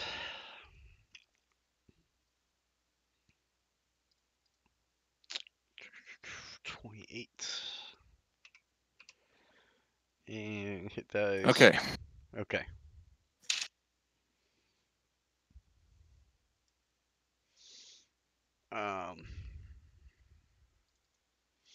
Get your hit dice, your spell slots, your key, all your good shit back. You've taken your rest. You've gotten your loot. You've learned quite a bit. Although there are still portions of this keep that you haven't explored yet. Insanity. Well, upon waking up, I'm going to cast Major Armor on myself. Okay. That puts your armor. It should put it at a 15, I Oh. think. Hey, do we want to I don't know. If that's a thing. What's that? One of the This dragon? Do we want to try to do any of that? maybe take a claw and make a dagger out of it or something. Could be a novelty. Something we could sell. Dragon parts sell for a lot. Hey, Kent, Absolutely. go ahead and roll a d6 for me real quick. Sure. Hold on. D6. Yes, the dragon's mother appears. No, it's to restore charges in the wand of magic. Okay, you get 4 more charges back in the wand of magic missiles. All right. Well, that's with will, but if that should be fine. How many did it have at the time? It has a max of 7. It gains 4 back, so right now it has 4 charges in it. It has 4. Okay, I just want to make a note. Because you can expend multiple charges at a time, so we'll need to keep track of how many charges it has at any given time. Yeah, I'm doing that with my wand of entangle as well. Yeah, I would suggest we never go past like below 1, just to be sure. Yeah. To be fair, guys, I would have spent it entirely on that dragon. Yeah. So it has 7 now. 7 So it has max. 4 now and 7 max. Yes. Right. And the wand of wonder? The wand of wonder doesn't have a fixed number of charges. Ah, very nice. Okay. Do we want to see if we can find if we have to backtrack or I mean, we know that there's a path leading down to that other spot from upstairs, or down where the moss and the mushrooms were, but I don't know if there's a way to get there from here. I suggest we press on and see if we can maybe use that as on the return trip. First, I'm going to try and get some scales off of this to maybe make some scale mail armor with our new smithing techniques. All right. Go ahead and make a dexterities check as you try to carve out some of the scales. So To be fair, you do have magic. Yeah. You do have magic Nope. swords though now too. The hide is tough, and you find it difficult to carve away at the scales. Will try, because if I can get some hide, I can make some interesting leather armor, I'm sure. That's yeah. So what do I add? Just a straight dex roll? Yes. And okay, so you're able to do this. One other thing I forgot. There was one other piece of item in the Hoard. in the treasure hoard. Yes, there's a pair of leather armor that looks like it is studded, and it also has Durgadin's smith mark on it. I would like to check an Arcana check to see if I think it's magical. Sure. I'm guessing it is. It's a 9. There's a faint magical aura. Even with a 9, you can detect it. There's a faint magical aura on it. All right. We'll go ahead. We'll figure out what those are later. The shield. Well, during the long rest, Will would have asked Kent to identify the leather armor. Okay. So without spending a spell's charge, we'll just subtract 100 gold. Right, because it gold would have been a solo. ritual. It would have taken 10 minutes. Yeah, because that's something we can use right away. Possibly.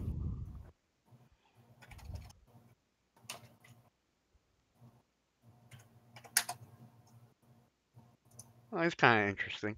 That's very nice. Bonus to command word. 13 plus dex. What's your... Oh, that's right in my wheelhouse. That is in your wheelhouse. That's insane. Is I it dex bonus or dex? Dex. What's that? Yeah, bonus. Will would love to have that if no one has any issue. It says 13 plus dex. I'm assuming that's the dex bonus. Yeah, I would assume it's Yeah, dex bonus. plus dex. Dex It's basically plus 1 leather armor with an additional bonus. Right. Yeah. It's the best plus 1 studded leather armor. I should clarify. That's fine by me. If someone else wants to have the wand of magic missiles, just so that I'm not hoarding all the Take both. items. No, take both.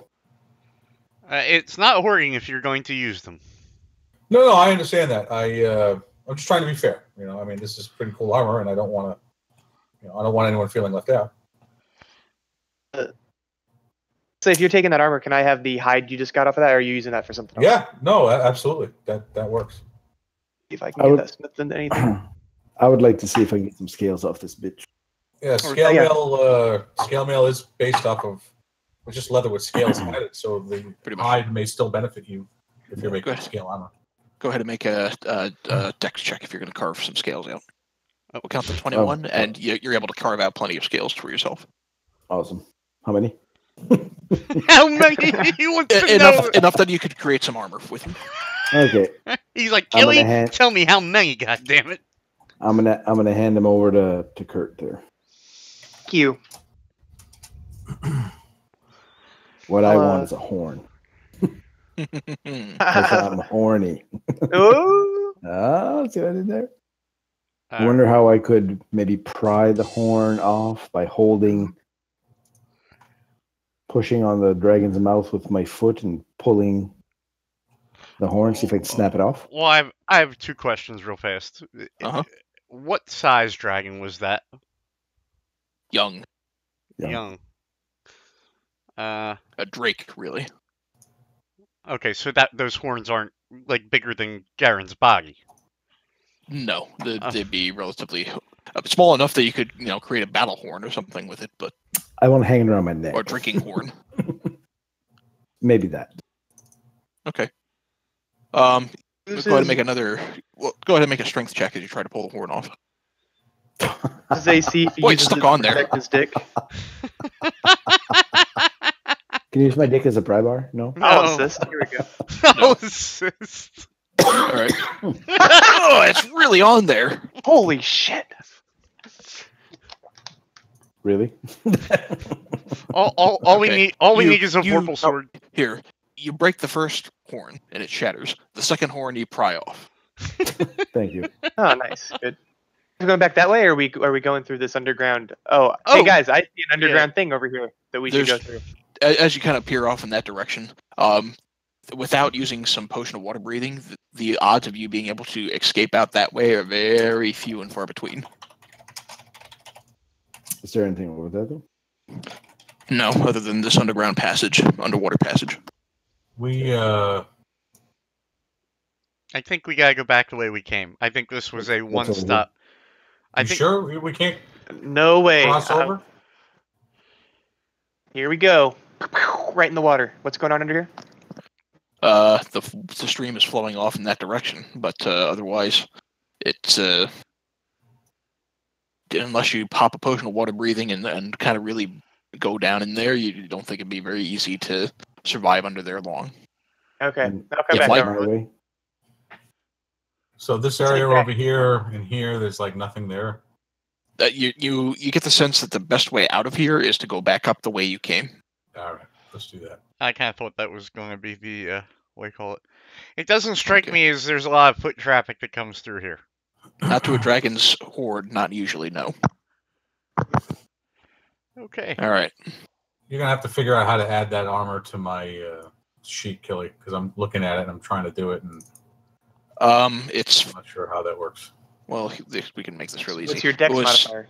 What's your dex So my modifier? my dex modifier is 3, so my armor class should be 16. Yes. Yep, done. Oh, okay. There you go. And now you've done it. As long as you're wearing the armor, that's what it is. All right, I am. Where's Kent? I'm well up into the throne room. Oh, you moved back into the throne room. Yeah. Okay. Did you want me to As come? you. No. If you're all wandering back to the throne room, that's fine. I can move you all there. As you wander back over there, you notice that the bonfire has gone out, and it seems like everybody's gone.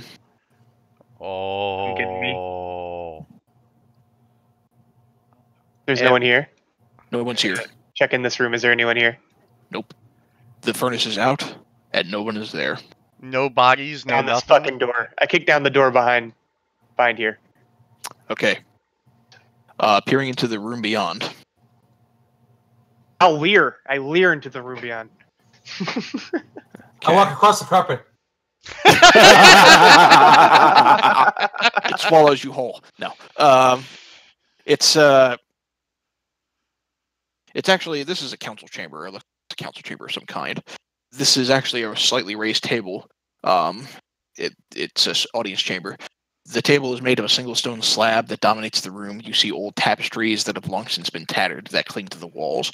There's a stone door on the far end of the wall. Carved into it is a dwarvish visage that looks like they're getting black. Yeah, let's check this out. You kicked it in the fucking face. I'll kick this door down too. All right.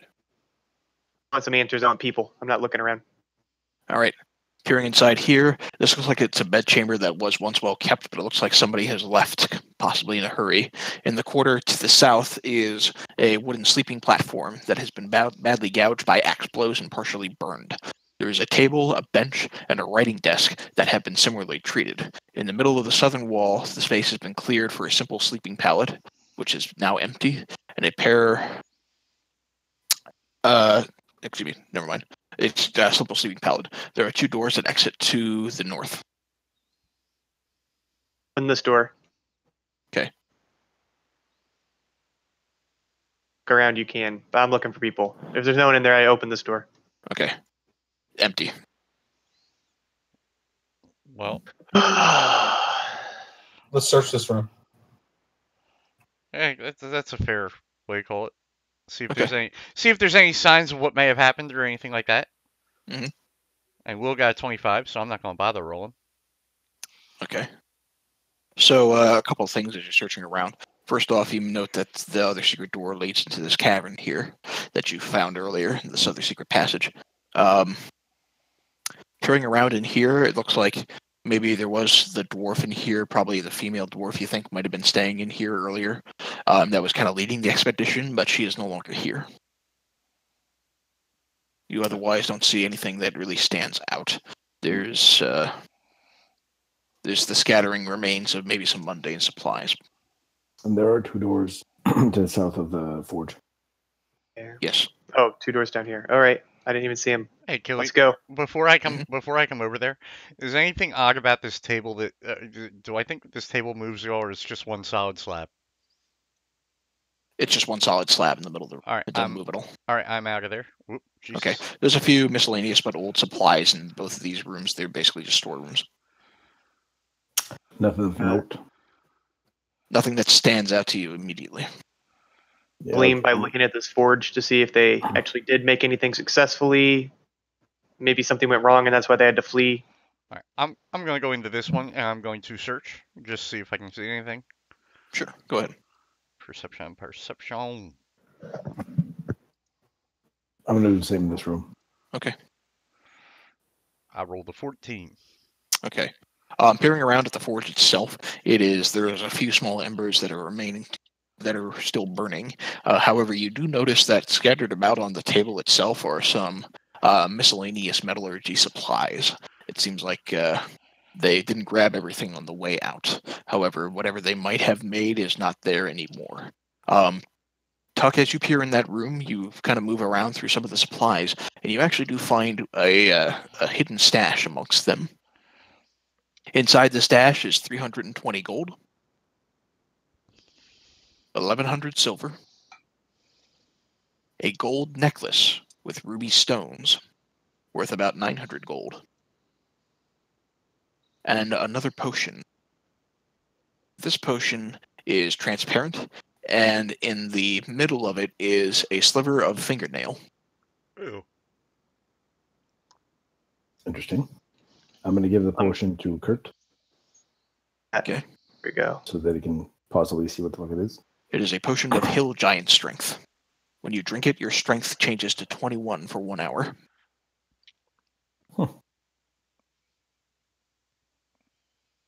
Does that does that still affect damage? It would affect any strength checks you make. But Pant, I might throw out there that you're muted in Discord if you've been trying to say anything. No, I'm If you're using a so blood noted weapon. on all this. Okay. Who wants the potion? Who's going to carry it? I don't need that at all. That should be Tuck. I would That's say definitely- Tuck. I can actually do strength or dexterity on most of my shit, so it might be good for me to keep that. Yeah. 1,100 silver. I don't know if you heard me earlier, but I rolled to see if there's anything on this forge that I needed, that I could glean, like why they would have left or if anything got finished. I think you said that there wasn't anything there, but I wasn't sure. There's miscellaneous metallurgy supplies. You think they didn't take everything on the way out, but there's no indication to suggest if they made anything successfully or why they left. But I might throw out for your benefit. Mhm. You fought a big dragon that roared pretty loud in the chamber below. So they may have run for the hills. Entirely possible. All right, give them the Wait, benefit of the doubt. I'm going to go left here and see if this door just comes out of this room. Did I find anything around it?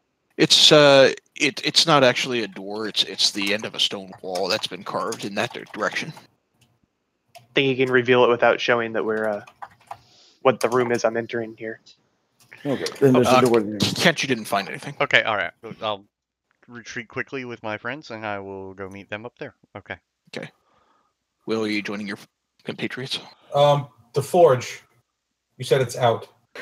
There are a few small embers still flickering, but for the most part, it's out. What's so special about this forge? I mean, They did say to It stay away from the feels- forge like 8,000 times.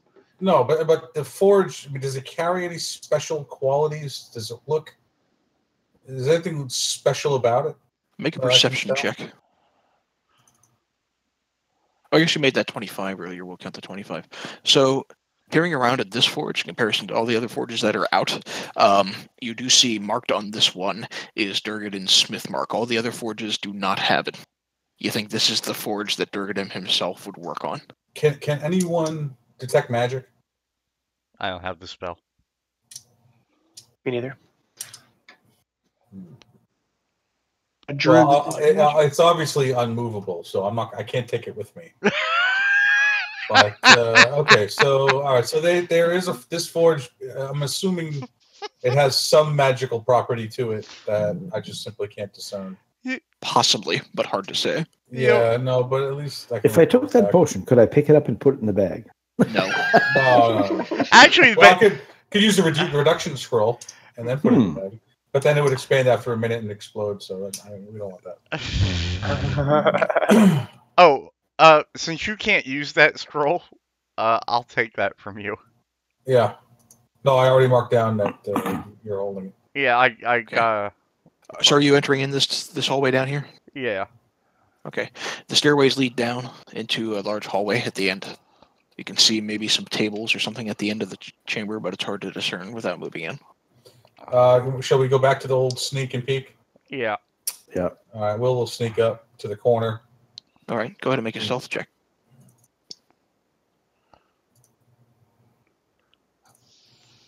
I'm very sneaky. You are. He's super sneaky. Super sneaky, super sneaky, super sneaky.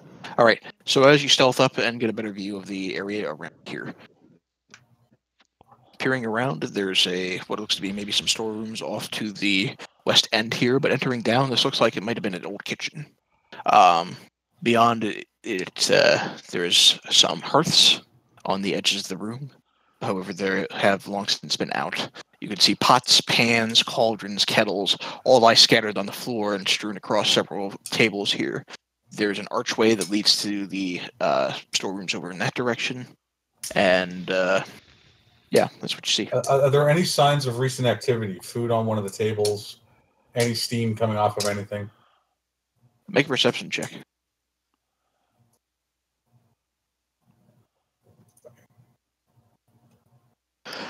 As far as you can tell, it looks like nobody's been in here for some time.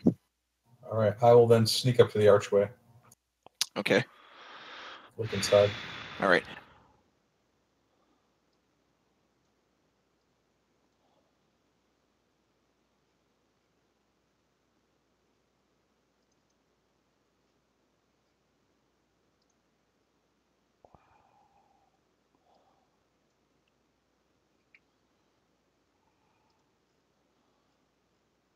What the fuck? Do you guys hear me?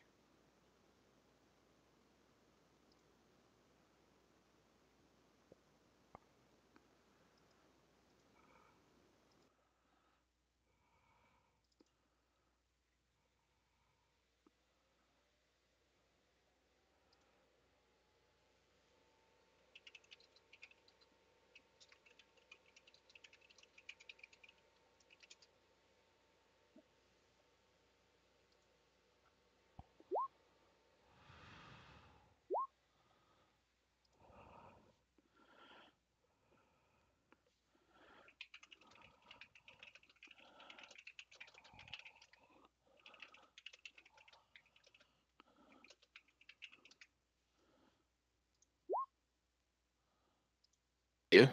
Okay, there we go. Just crashed for everyone there for a moment. Killy, you can just drag them up. If... Oh, well, let's drag back into the D&D channel here. Yeah, they can hear everyone.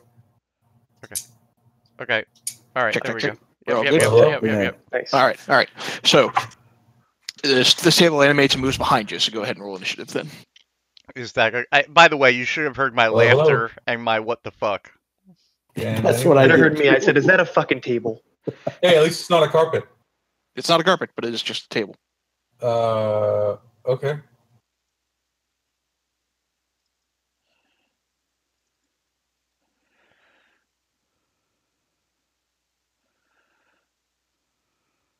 Snakes, Tuck, Kent, and Will. Okay. My guess is it's probably flammable. That would be a safe bet. All right. So, Will, you're up first as this table screeps up behind you. Okay, I'm going to draw my rapier with. We didn't start the fire. All right. So, first things first.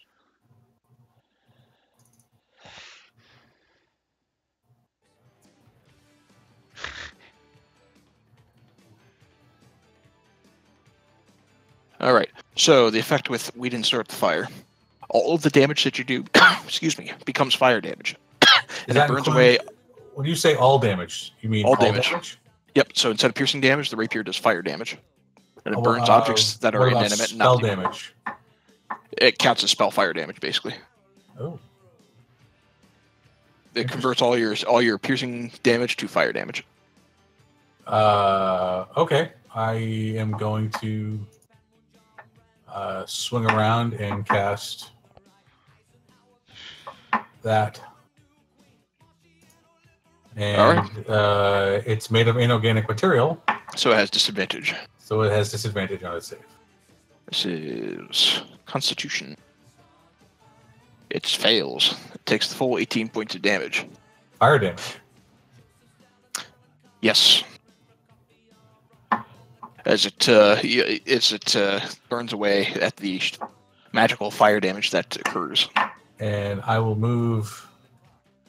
And as you get there, by the way, you can see more of the storerooms here. That's when the enchanted broom attacks you. You joke. Kurt, you're up next. So when I expend a point for Fire and Fury, do I expend 1 point to activate both bonuses, or do I have to expend You as a expend bonus? one for one sword. So if you were to activate both of them, you can activate both of them, but it would count as 2 points. Well, would it also? Can I do it within one bonus action, or does it take 2 bonus actions? You can use it in one bonus action. It'd be just a swift movement. Sure, I'll do that, and then It I'll just expends 2 charges. Sure. Okay. I'll move up and. Okay, so the first one, I need to turn on the fire damage. All right. Cool. And then for the second one, 14. it just means I can attack twice with it. Is that what Yep. it's saying? Correct. All right, both hit. You basically just shred this table into pieces, and you're out of combat. Perfect. It's just Fuck shredded your down. couch.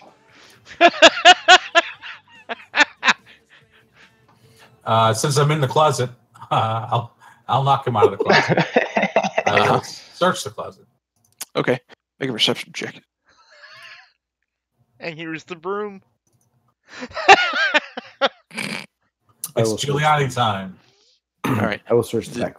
Okay, go ahead and make a perception check. All right. Most of the stuff that's in here is mostly old and rotted food. It's kept in crates and barrels and things. Tuck, you find a pouch containing 5 gold pieces, but otherwise, there's nothing of value in here. So did I miss it? Did you explain why these fucking animated objects are attacking us for no reason? Haunted. The succubus that you talked to earlier suggests that there was a wizard who animated them. Why? Oh, kept the Duragar out of his shit. Sure. Why? But why? All right. Well, nowhere else to go but down. Okay, Up, back into down. the mushroom chamber. All right. We're going to So- assume that these doors are just traps, right? I mean, I Probably safe at this point. okay. All right. All right. Whoops, that's the Wrong way. wrong way. Yep. Yep. All right. So you're back in here. All right. So like a straight march down to the stairwell that goes down into the abyss. If that's where you're heading. I gather that's where I'm heading. Okay. Totally forgot that we had this left. Sorry. All right. So if that's where you're heading, now we can move you there. Okay. So, as you circle around down the stairs and enter into this chamber, there is a loud waterfall that spills down from the northwest into a deep pool. The rocky walls here glisten with spray, and there is a weird array of colorful minerals and strange mushroom lichens that led sort of an unearthly beauty to this spot. Lauren's here. Oh, whoops. Where you been, buddy? Oh, wait. It was an apparition. Cut We down need the some pipe. rest. It's fucking mirage in the desert All right. over here. There's a stream of narrow. There's a narrow passage that leads to the south. To your immediate right are 2 wooden doors. Well, boys, let's try the wooden doors first.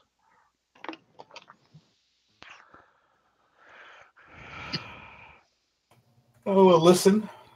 All right, make a perception check.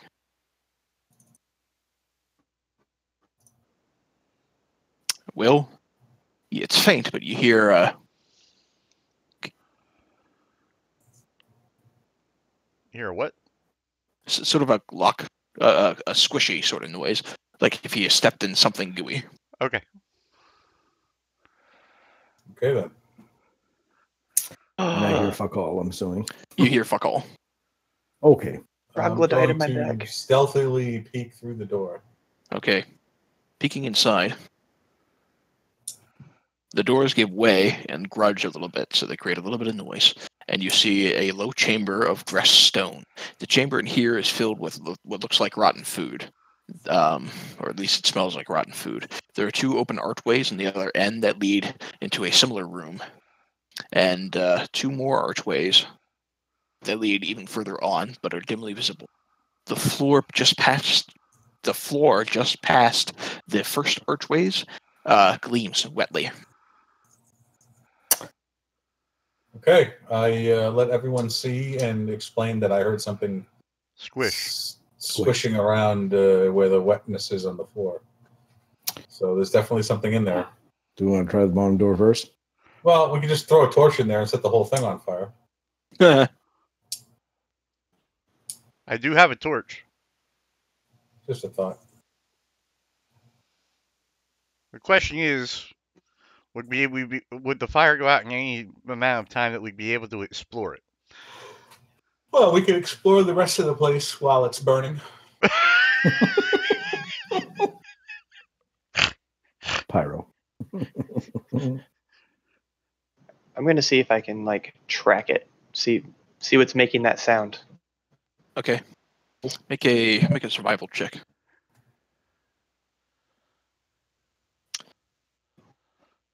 It's kind of hard to tell from this distance, but you do notice, or you do think it otherwise, that the wet patch of stone beyond the first archway might not be water there.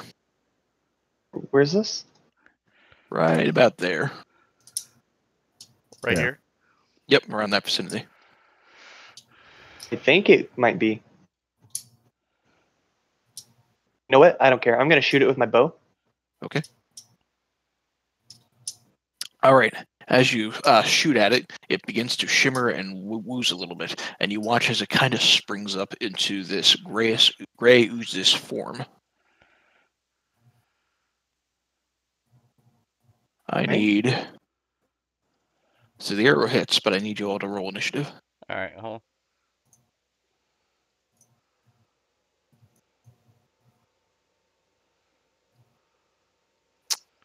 Okay. Roll for the schnick. We'll have...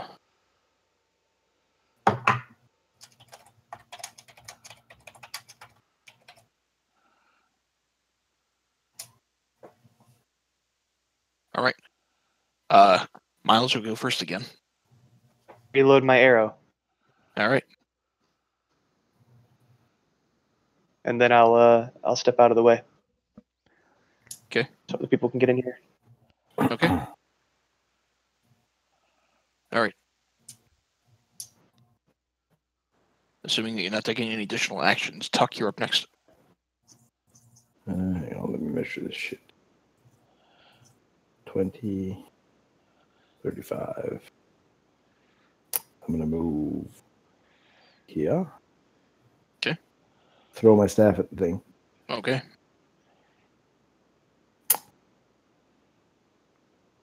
All right. The 14 connects. And take the staff back. it oozes and wobbles, and it looks like it's kind of already on its last legs. All right. It's going to move next, assuming you're not making any additional movement. I am going to move just past him here. So 15 yards left. Okay. It's going to spin around a little bit, unfortunately, and move a little bit. Unfortunately, it doesn't have much in the way of movement speed. That's really only about as far as it can go. Jafar would go next. Let's see what the distance is here.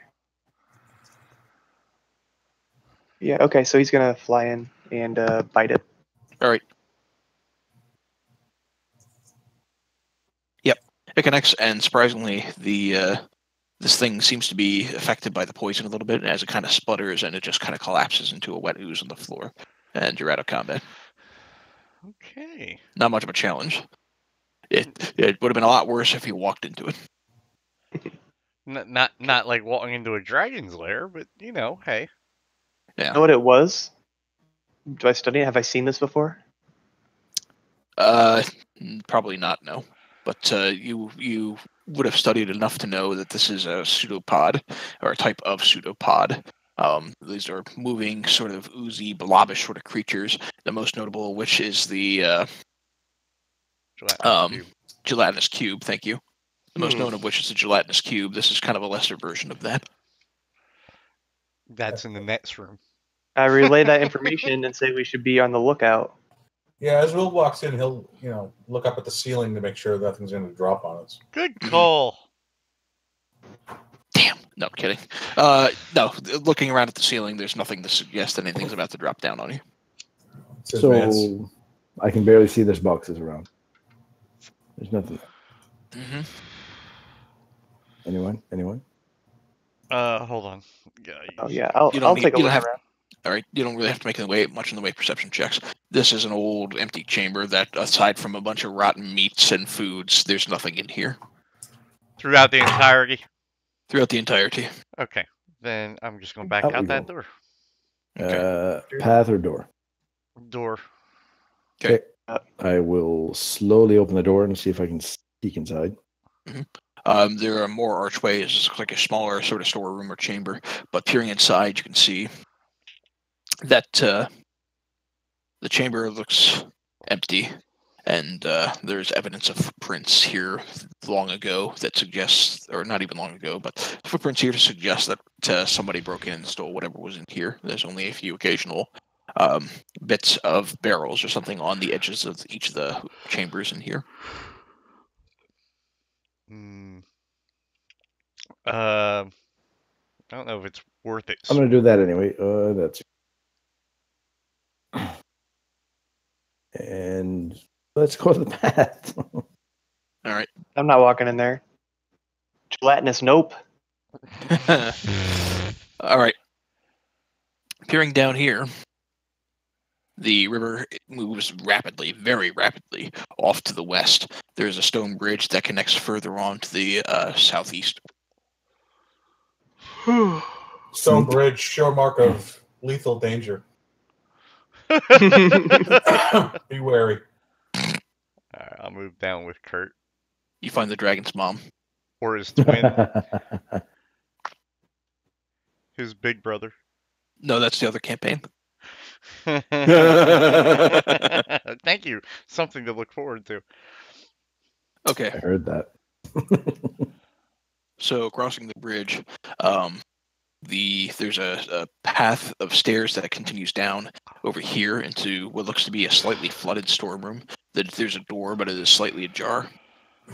The path continues on and up to the east and to another path of stone stairs that leads up.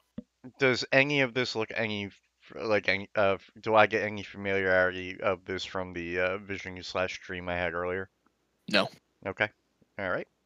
As a general rule of thumb, you don't think that this place is what you have Saw? seen in your visions at all. Okay. Let's check this door. Okay. As you wander into the water down here, I need you both to make a Constitution saving throw. Oh shit. Okay, you're both fine. As you wade into the standing water and peer beyond, the pools here are dark and stagnant. There's a faint smell of rot. At the far end, in the corner, is what looks to be a skeleton. What's causing the Constitution save? You don't know.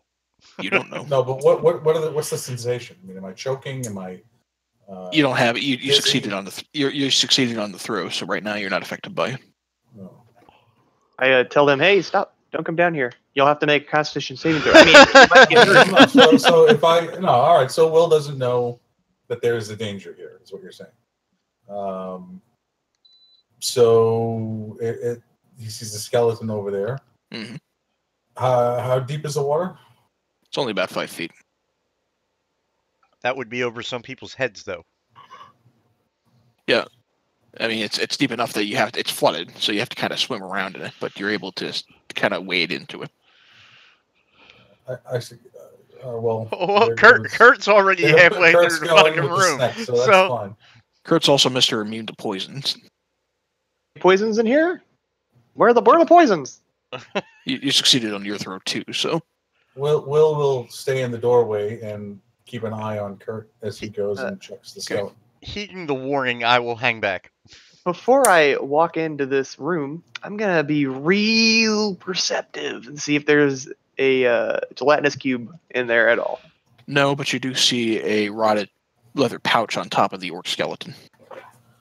Hey, this definitely isn't a trap. Here we go. Let's go right over here. A gelatinous cube falls from the ceiling on top of you. I'm kidding. Oh, from the ceiling. Ah! Inanimated, God knows what. No. Inside the pouch, there are 2 potions. A potion of water breathing and a potion of invisibility. Don't say. I guess we have a water breathing for if we want to go back there. When We have an invisibility. I don't know if it's worth no, it. we have invisibility somewhere here. I thought. You have found it at one point or another. You don't have to worry about it. You can discern that it's an invisibility potion. We don't. But we don't have one currently. Once you've seen one, you've seen them all. No. I don't know that you have one currently. I'm not sure. We must have used it, although I don't have it marked down. I thought I saw one though. All right, so the potion of water breathing I will put with the other one. Does anyone want to carry the potion of invisibility? Probably sure. you or Kurt. That way you can Yeah, kind of infiltrate shit. Just don't bump into Well, anything. I'll put it in the bag. It's Let me see situational. what the We trait can is. always pull it out. Yeah, that's fine.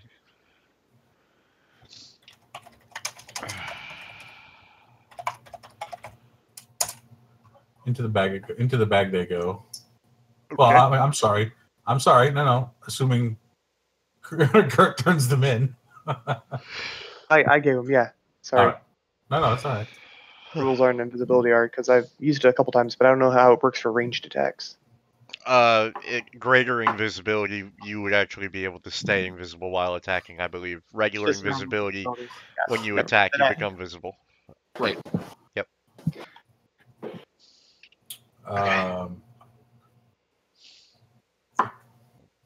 Aaron's already around the corner. All right. Garen, as you make your way up the steep steps, the cavern, and continues on, you can see the water flowing rapidly from here out of the east. There is a path along the east that leads up into some other chamber to the north as it curves around.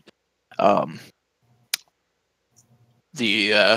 the river, you see a large, strange-looking stalagmite that stands in the middle of the southern ledge.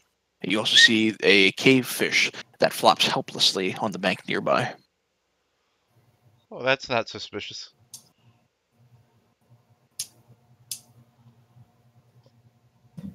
Yeah. Let's live dangerously. Let's walk up a little bit. Hey, Okay.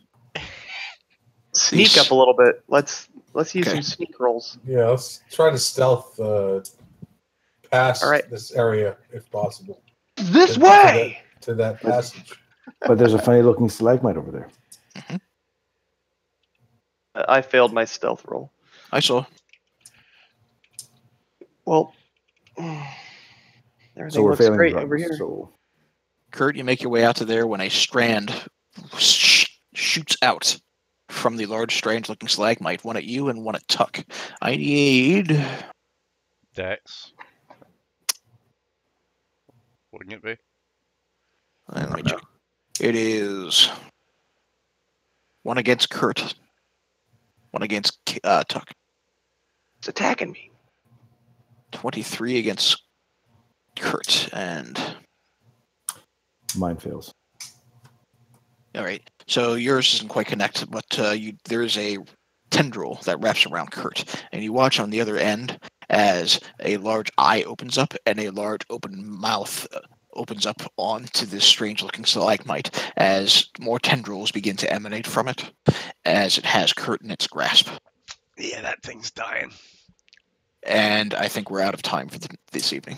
think so, too. Oh, see? To be fair, the dragon fight did take a while. Sure. And we explored some backstory. And now we're all a little more friendly. Mm-hmm. That's true. Okay. Okay, everyone. Wow, the list is getting long. We have a lot of gold in store for us. That is for sure. Well, we've got a lot of. Yeah, you know what? Most of the treasure that we've obtained has been in coin, which is good. Last time it was mostly in goods. We've also got a lot, good number of magic items, a lot of which we really haven't used yet. Mm-hmm. What I'm going to do is I'm going to post on Discord on the chat where we stand. Okay. Right now.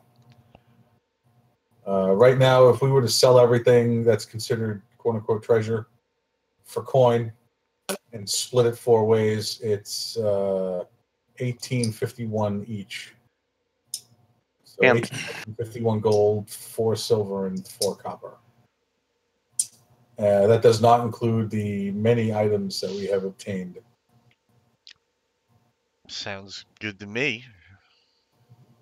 As for next week, what'll probably wound up happening, because you really only have 2 major encounters left here. Let's see. Trying to remember what all you're getting experience for, because the big one's going to be the dragon. And, You think? Yeah. I don't think you have quite enough that you're going to hit level 5, but you certainly will by the time you're done with this. This roper is like one of 2 major fights that are left in here. So next week, Kurt, I know you said, or Miles, I know you said you weren't going to be here. I'll fill in for those 2 fights, and then basically we'll say your character takes care of personal business after the fact. We'll probably have Crow join in, except for probably the first hour or so. He's not going to be involved as you finish out the dungeon here. But then we'll transition into the main campaign from there. You'll hit level 5 and go through the level 5 processes right at the tail end of the last 2 fights in here then. So you'll need to decide how you want to handle that going forward. Kent, I don't know that you ever picked a second spell. I didn't, and you know what I regretted tonight? Not picking that spell. Because I'm sure I could have come up with something that would have been helpful. But by the way, Misty Step, a much unused and important spell. Turns out. Yeah, it's pretty good. All right, guys. Yep. Kelly, thank you. This is so much freaking fun. I'm so glad you decided to do this. My pleasure, man. All right. I had a lot of fun. You guys have a good night.